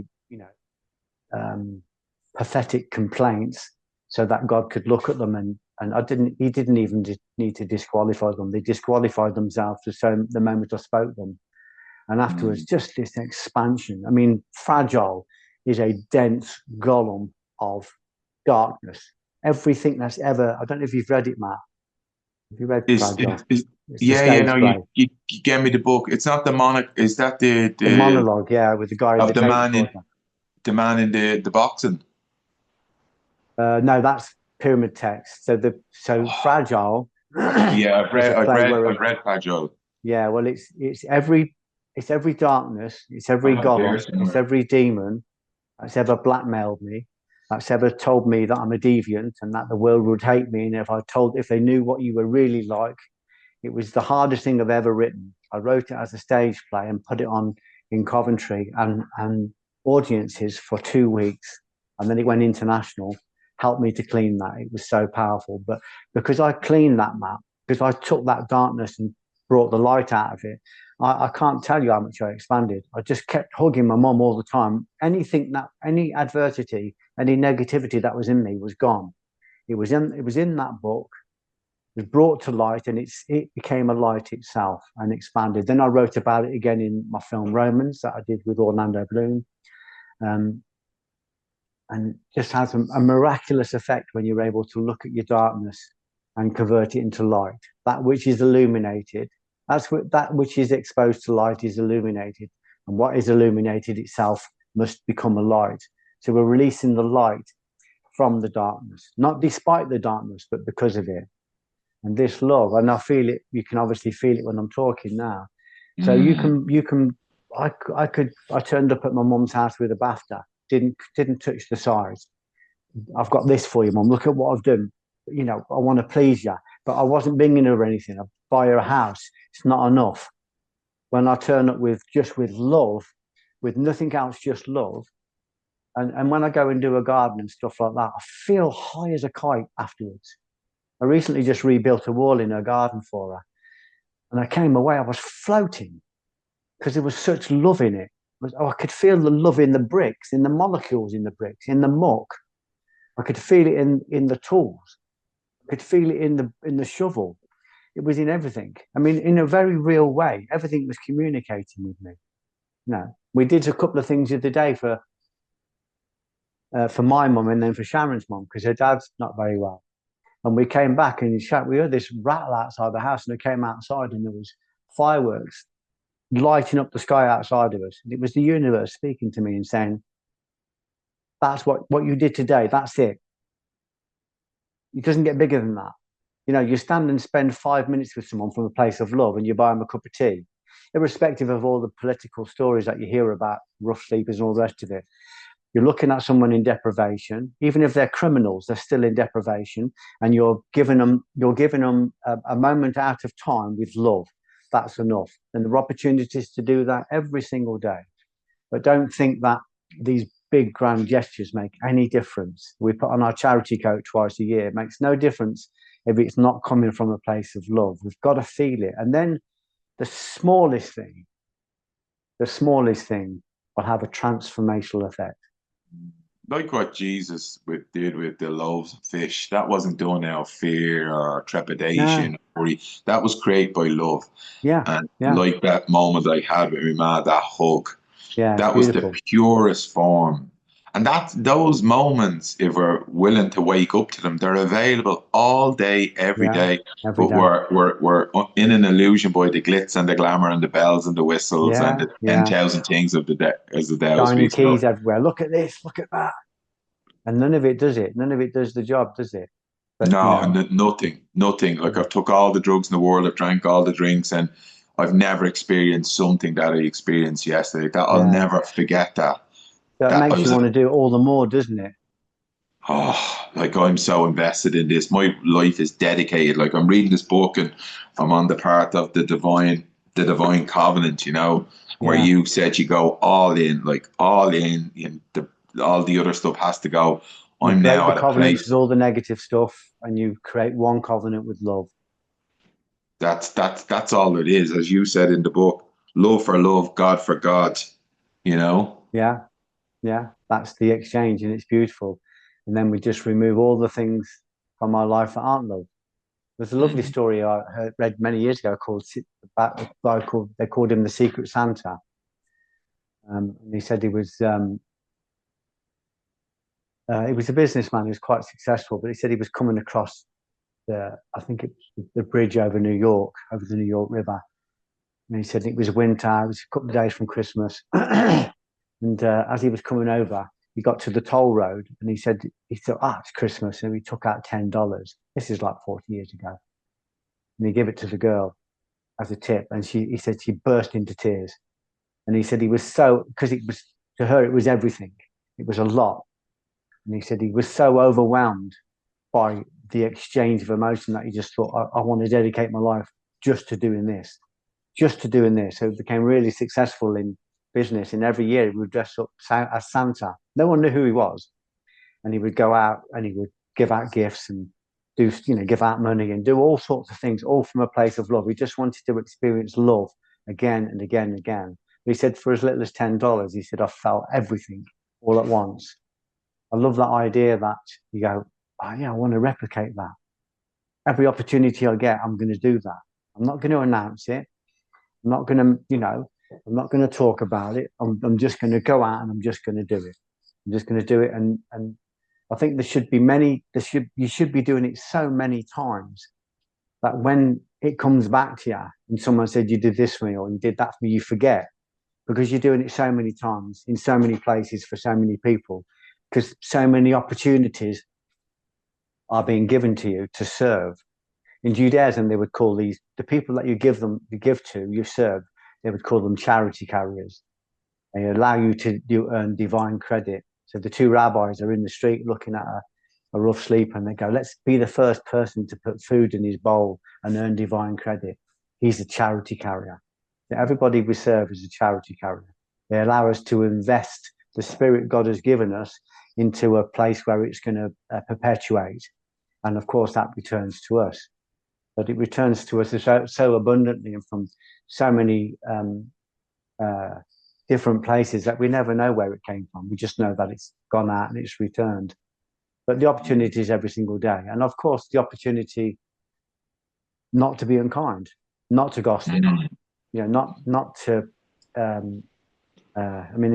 people always say when I talk about gossip, they always feel as though it's just a misdemeanor, like it's no big thing when there's such terrible things going on. But it adds to the fatberg. Fatbergs are built up from lots and lots and lots of little misdemeanors, And in Judaism, they consider gossip to be murder because you are eviscerating a spirit. You're murdering a character. So, and of course, everything we do to other people, we're automatically doing to ourselves because everything's connected. So it's not just about doing good things. It's about not counterbalancing that with bad things. Or if we make a mistake, which we all do, and we do something bad, then we redress the balance as quickly as possible. I'm just saying that was my fault. I apologize. Even if it humiliates us, good. As Richard Raw said, one humiliation a day, please. No, that's how I bring the ego out. That's how I convert him. The humiliations where you go, no, I didn't see that. I didn't know that was still in there. Yeah, I love the fact when you started this conversation and you said that, like, I've read the books and, I've read the blurbs, and it never gave me the thing that I was looking for. And as much as I love all your books and I've read so many of them, it was the things that you did that really, really converted me. You lived the books, you embodied the life of love, kindness, gratitude. And that's really important for people to remember. It's in those acts, it's in those when we help someone, or we observe someone helping, or we observe someone helping us. It's that love, that kindness that really changes. Yes, the book is a brilliant tool and it's a guide, but it's the essence of love. It's the essence of the act. Is really, true. really. That's very true. It's very kind of you to say, Matt. Thank you. Yeah, that's exactly true. I've got some about Yakin.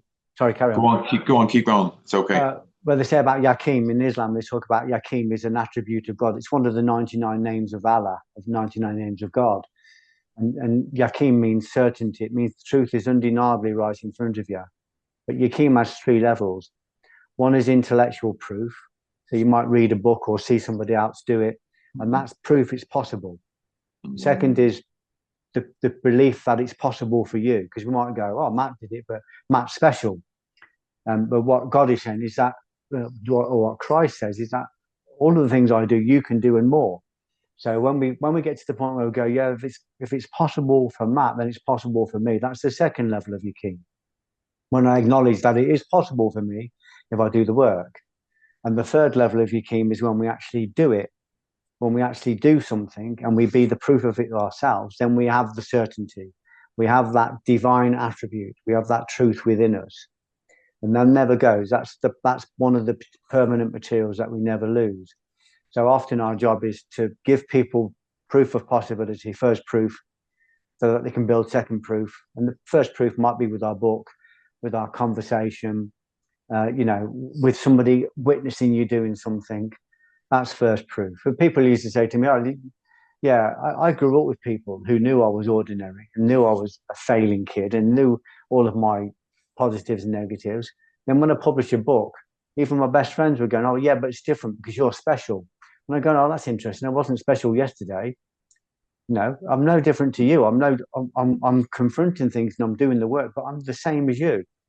So people go, oh, yeah, it's possible Geoff's done it, but he's different. But I'm not different. That's the thing, I'm not. I am extraordinary, but only in the sense that everybody is extraordinary. They just don't realize it. So our job is to give people the first proof. And the spirit in that book is living spirit. When you open the book, it's in the letters, it's in the ink. It reanimates from the page, it enters you, and it starts its work in you.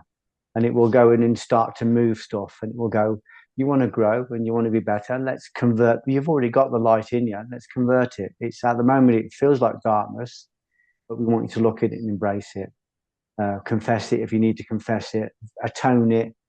To atone means to become one again. Instead of being, 20 or 30 or 40 competing wills, or all of these disparate parts of ourselves that are hiding from each other or at war with each other, we just become one indivisible self.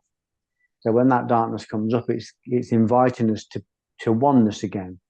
And to repent, it sounds very biblical, but to repent means to return to love, to find refuge in love, to repair, to love. It's not a punishment, it's just going, you've got light in you, but it's just covered in coal. And it's semi-autonomous. It's a semi-autonomous thought form. So it might fight, not to be converted, but your job is to be certain that you're going to do the work. I'm not going to step away from this. I am not going to give up. And then all the help will come to you from wherever it needs to come from you, and it will help you to convert this. You'll contract, your reality will expand. You said in this book, and I read it back in 2021, I found my certainty, I found my proof, you'll have to find yours. I'm like, oh, for fuck's sake, can you not just tell me? Can you, I was like, yeah. But people now, say that to me, I want proof. I go, your proof is not my job. I've got my proof. I said, I'm just showing you that it's possible. Now you have to find your own proof. Otherwise, it's just something you've heard from somebody else again. You've got to feel it. You've got to know it. And once you've got that proof, then it's there forever. You've got it. Then you go on and go, okay, if this is true about this one aspect, then there must be truths in relationship. There must be truths in business. There must be truths in every aspect of the world. I want to look for those truths in all those different places. And then that search for meaning leads you into all of the proximity of all the different teachers that are out there. Some of them, they might not appear as a benevolent teacher. They might appear as a divine shock, but it's a teacher. And if you're too busy looking for the shiny keys, you won't see the stork in the park that's speaking to you. You won't see the wasp coming through your woodwork that's speaking to you. You won't see the oak tree. That is a gateway to different dimensions that you can speak to and communicate with. And if you're in a place that everything will speak to you, obviously they're just all aspects of you. But people think it's not there. But of course it's there. I imagine two snails, two ants on my garden path fighting over a lump of sugar, and one ant saying to the other one, listen, you keep telling me there's other stuff out there. If there was other stuff out there, I'd know it. And my foot's just above them as I'm walking down the path. But just because one of them doesn't acknowledge I'm here doesn't mean I'm not here. And just because I'm looking out there and going, well, I can't see it, where's the scientific proof? Doesn't mean it's not there. Our job is to investigate and experience it, and then come back from the experience the same as everybody else, with an inability to articulate it because it's beyond human articulation. But it's not beyond experiencing, but it might be beyond articulation. So we inspire people, we move the spirit from ourselves to other people, and then that spirit will start to work in them and send them on a journey of an odyssey of experience themselves, so that they can be the proof of it. Yeah, and I think a lot of times in life, like your friend that owned that pub, that he was trying to guide his wife to enlightenment by telling her what to do. Yeah. I went around telling everyone, oh, this is the best diet to do, this is the best training exercise, this is the best spiritual practice. When I was like going around in a vehicle that was like a robbed car, there was no wheels and no windows on it, but I was telling everyone I was driving a Lamborghini, and everyone's looking at me going, what the fuck? Yeah. And I think the world is very full of that. And now I've woke up to the fact of like, right, I have to live. I have to walk as the solution. I have to walk as the medicine, so people can observe it. Because 87% of communication is non-verbal. So people sense, smell, see, taste, touch. They know. Yeah, they know. Yeah. They know when there's agenda. They know when it's not right. So, our job is to be it, to live it. As Gandhi said, be the change you want to see in the world. Somebody said to the Dalai Lama, what are we going to do about all of these negative people in the world? And the Dalai Lama looked at him and said, well, I think you just need to start with yourself. Look at all the negativity in you that you're projecting out there. People say, oh, I want to change the world. Which world? Which world? There's 8.5 billion different versions of the world, each according to our conditioning, each according to our observer. Our job is to go beyond denotation, to go beyond that, use consciousness to take ourselves beyond that, and then just see everything as a manifestation of God. Everything is a manifestation of the one thing. And then if we've got permission, if we've been given consent, we help other people to see how they can access that same experience. In the Zohar, it says your soul will teach you. I can't teach you, but I know somebody that can teach you, and it's your own soul. And you go into that soul, and it's not a binary thing. It's not black and white, right and wrong. It's a quantum thing. It will go in and it will have your signature. It will have your matrix. It will go, this is Matt. This is where he is. This is his dharma. This is his issues. This is what he can convert. This is his potential. This is the work he's got to do on this shift. And it will guide you step by step like a divine sat nav. And it will guide you in a way that nobody else can guide you. All they can do really is, if they're good teachers, is they'll guide you to your own teacher. They'll guide you to your own teacher within. And so your soul will teach you. They call it the intuition or the inner tutor. Then it will guide you in exactly the right way. Then you won't be making decisions anymore. It will be making decisions for you. And we'll know it's right because it will come from a place of benevolence, from a place of love. As my wife said, you have to be careful of the truth, because one man's truth is another man's mass murder, which is so true. But I said, my truth comes from a place of benevolence. It comes from a place of love. It comes from a place of wanting to serve. It comes from a place of seeing God in everybody, no matter who they are. Even in the darkest characters, they are, if they are animated at all, they are animated by light. And God's in that. And all I need to do is be the light myself. So anything that comes towards me will either be repelled or attracted according to its bent. My job is just to find the center, cultivate the center, hold the center, dedicate my life to making the center more and more impeccable, getting that, getting the difference between, say, if you imagine a bowling ball and a beach ball, maybe they've got the same volume, but they're not the same density. They're not the same mass, are they? If I dropped a beach ball on your toe, wouldn't feel it. But if I dropped a bowling ball on your toe, that's a massive force, a mass of energy there. So we need to mass, not volume. And if there's volume in our life, all of those greedy ambitions that we all have and all of those pornographies that we exhibit, we can convert that volume. If we've got a lot of volume, if I'm a raving criminal and I've got lots of voluminous sin and mistakes that I've made, all of that can be converted into light. That's why they say in Judaism, people who have done the most wrong have the most potential to ascend spiritually, because they have so much darkness to convert into light. They've collected all this darkness. It's stored in every cell of the body. All of that can be converted. All of it contains light. There is nothing that is not animated by light. That's our divine inheritance. Wow. What does life look like for you at the moment, Geoff? What are the things that you spend your day doing? What does the life of Geoff at the moment doing? Your devotion to love, to the light. Yeah. What does that look like now? I had 3 houses. I was earning a lot of money, and I was using every bit I earned. That every house I had a purpose. One house my mum lived in, my apartment in London, because I was working in London. And I was spending a lot of money on hotels. So I thought I'll put that into a property so that the money can grow. I sold everything. I had an epiphany, said, reduce everything so I could buy a place where I've got no mortgage. I don't have to earn very much money. So my life is dedicated to serving God. So from when I get up in the morning to when I go to bed at night, I am communicating with God, whether it's through writing, whether it's through meditation, whether it's through walking, whether it's through talking to you here.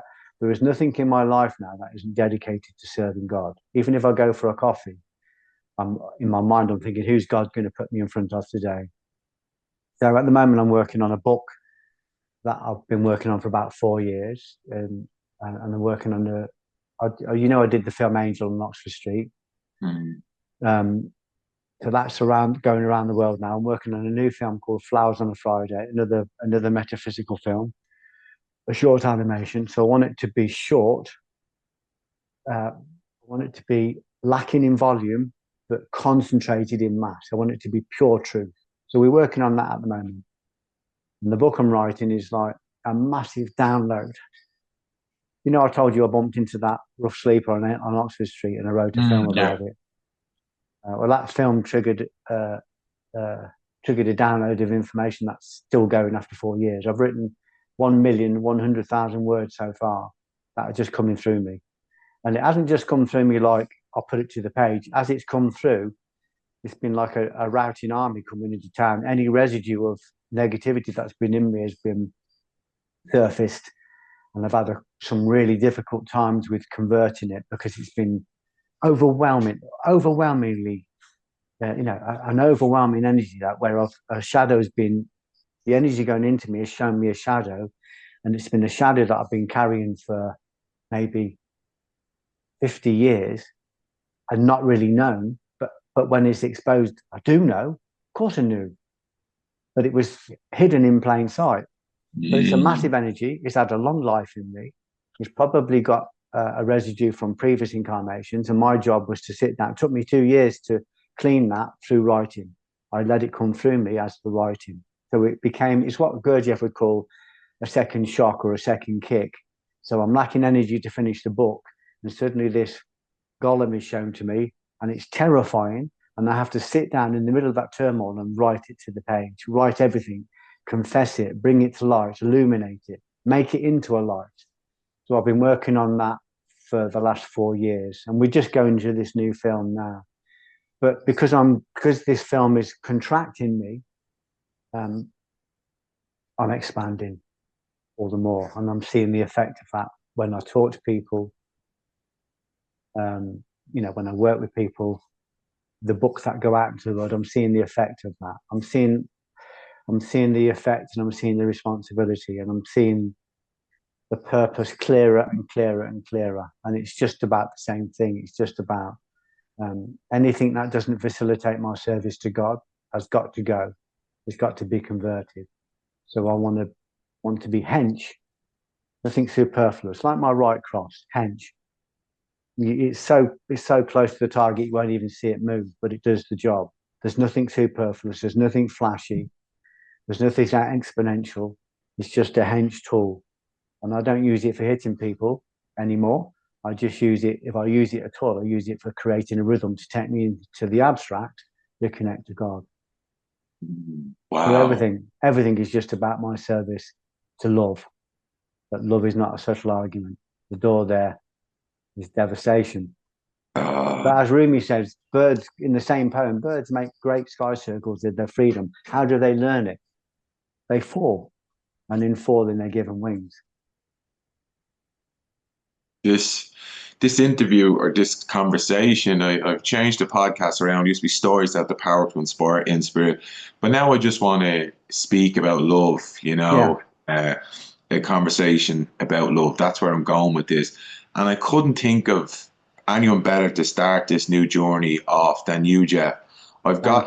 There's not probably a day or a week that doesn't go by that you don't come into my mind, and I say the word Geoff or the words Geoff Thompson, but what I'm really saying is love. You come in. Yeah. When I think of certain things, so it's you, it's me dad, it's Jesus, it's another mentor, Tommy Ellis, that I work with, who live the life. And what I mean by that is they embody and walk as the solution, which is love, which is peace, which is truth. So to sit here with you and just start this new walk is just incredible. I'm so grateful. I'm filling up with emotion right now. Even before I got on this call, I was like, how lucky am I to sit in the presence of love? So thanks so much for doing that for me. It's my pleasure. I always love seeing you. I love you. And I just love how radiant you look. You look so different to the last time I spoke to you. That's a sure sign that you're doing the work. It's great. Great to see. I do the work, Geoff. I put the hours in. You do. Could I put more in? Yes, absolutely. And that's not from a place of fear or doubt or lack. That's like let's squeeze a little bit more. Let's lean a little closer to love. Yeah, that's good. I think that's a good place to stop, Matt. Yeah. Here's a question here's this last question. We'll end on this. What does love want to say through you right now? What does love have to say at the end of this? That it's everywhere. It's in everything. Split a log and you'll find me. Lift a stone on there. There is nowhere that love isn't. So people talk about, where would I find love? It's in you. That's what my film Flowers on a Friday. That's what it's about. It's about a depressed girl who's basically taking herself to a train station to jump under a tube. But she's in a spiral of depression, and she feels the world's against her. Nobody's looking after her. She said, there's yellow in that curtain stuck to the condensation of my bedroom window. I can't bear to peel it away. outside is, well, it's not kind, is it? It's not kind to people like me. I tremble. She says, I tremble to live beyond the pain, because it reminds me too much of the years I've wasted. I can't look at that. What else is there? Locked rooms, a closed heart, a hungry ghost, my husband filling my bed with all of his nothing. It used to be kisses every time I left the room. I remember, and flowers on a Friday.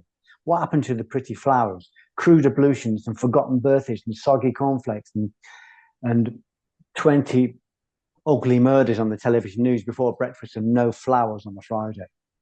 And she goes on to tell her really sorry story. And she's just about to throw herself in front of a train when an avatar, inspired by the Sufi mystic Irene Tweedy, grabs her off and has a conversation. And she's saying, you're wasting your time with me because my life is stripped. I am bare. She says, that's a very powerful story. What? He says, your life is a perception. He says, you're an old lady. You're someone's granny. You're someone's elderly aunt. You can't fix me. I'm broken. Even the doctors can't fix me. I am broken. I am bitter, bitter broken. And she says, well, if you've decided you're broken, no doubt you are broken. She said, the world breaks me every day. She said, if you think the world is against you, you're in prison. But it's your own perception that put you there. Oh, so it's all my fault then. Well, you put yourself in prison with your beliefs. Only you can let yourself out. So it goes on. And in the end, she's crying on the platform because she realizes that this woman's right. But she says, but I don't know how to get this suffer out of me. And she's crying. And as her tears fall and hit the platform, they sprout into flowers. And then at the very end, she floats through the filling rivers of a pretty old town. She goes back to her beautiful husband and a beautiful home and a perfect, imperfect life. She says, I carry love. She said, I give him kisses. And I remember that today is Friday. I bring him flowers. And she brings the flowers from the platform. And I wrote this not realizing that, I didn't realize until afterwards, that flowers on a Friday represents Christ's sacrifice on the cross. Where his blood fell off the cross, flowers grew. So it's about, love is about you serving others.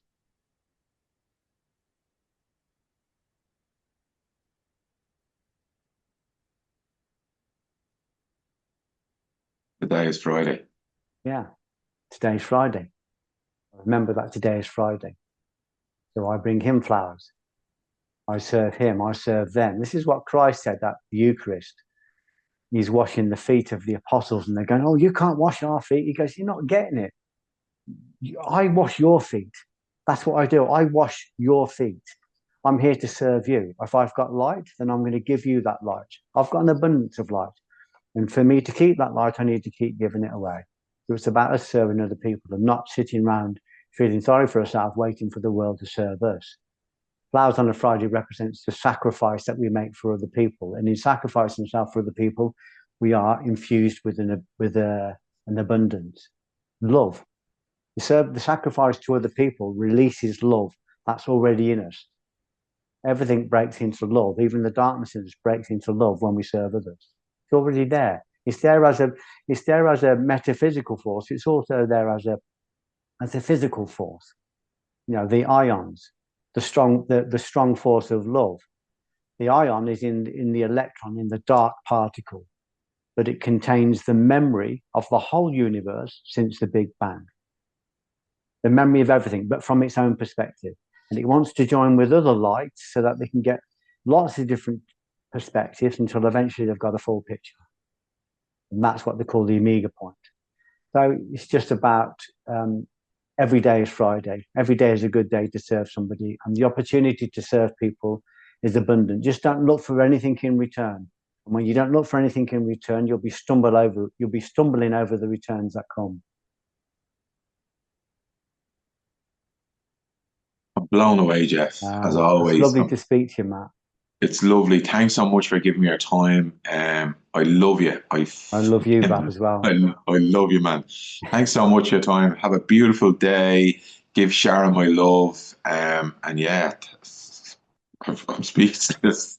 Have you seen Flowers on a Friday yet? No. Have you seen Angel on Oxford Street? I haven't. No. When I finish this, I'll fire the link over to you. It's a private link, so we just keep it private because it's. I will. But I'll send you the book over as well, so you can read the book. The book's on PDF, but you're welcome to share the book with whoever wants it. If there's anybody listening to this who would like to read the book, I'm not able to share the film because I don't have the copyright, Right. but I can share it privately.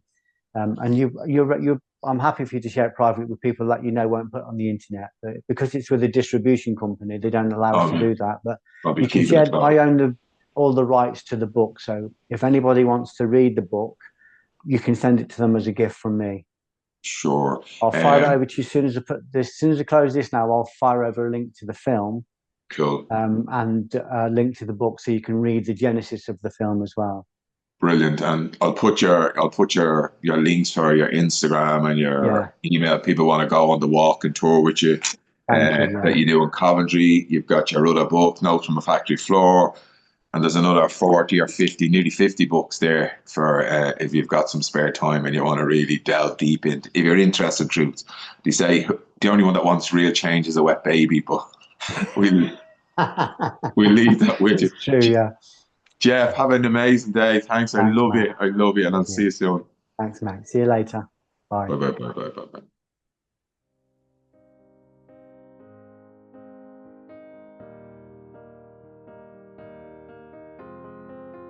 I will run, I will climb, I will soar. I'm undefeated. Oh, jumping out of my skin, pull the cord. Yeah, I believe it. Oh, the past is everything we were. Don't make us who we are. So I'll dream until I make it real, and all I see is stars. It's not until you fall that you fly. When your dreams come alive, you're unstoppable. Take a shot, chase the sun, find the beauty.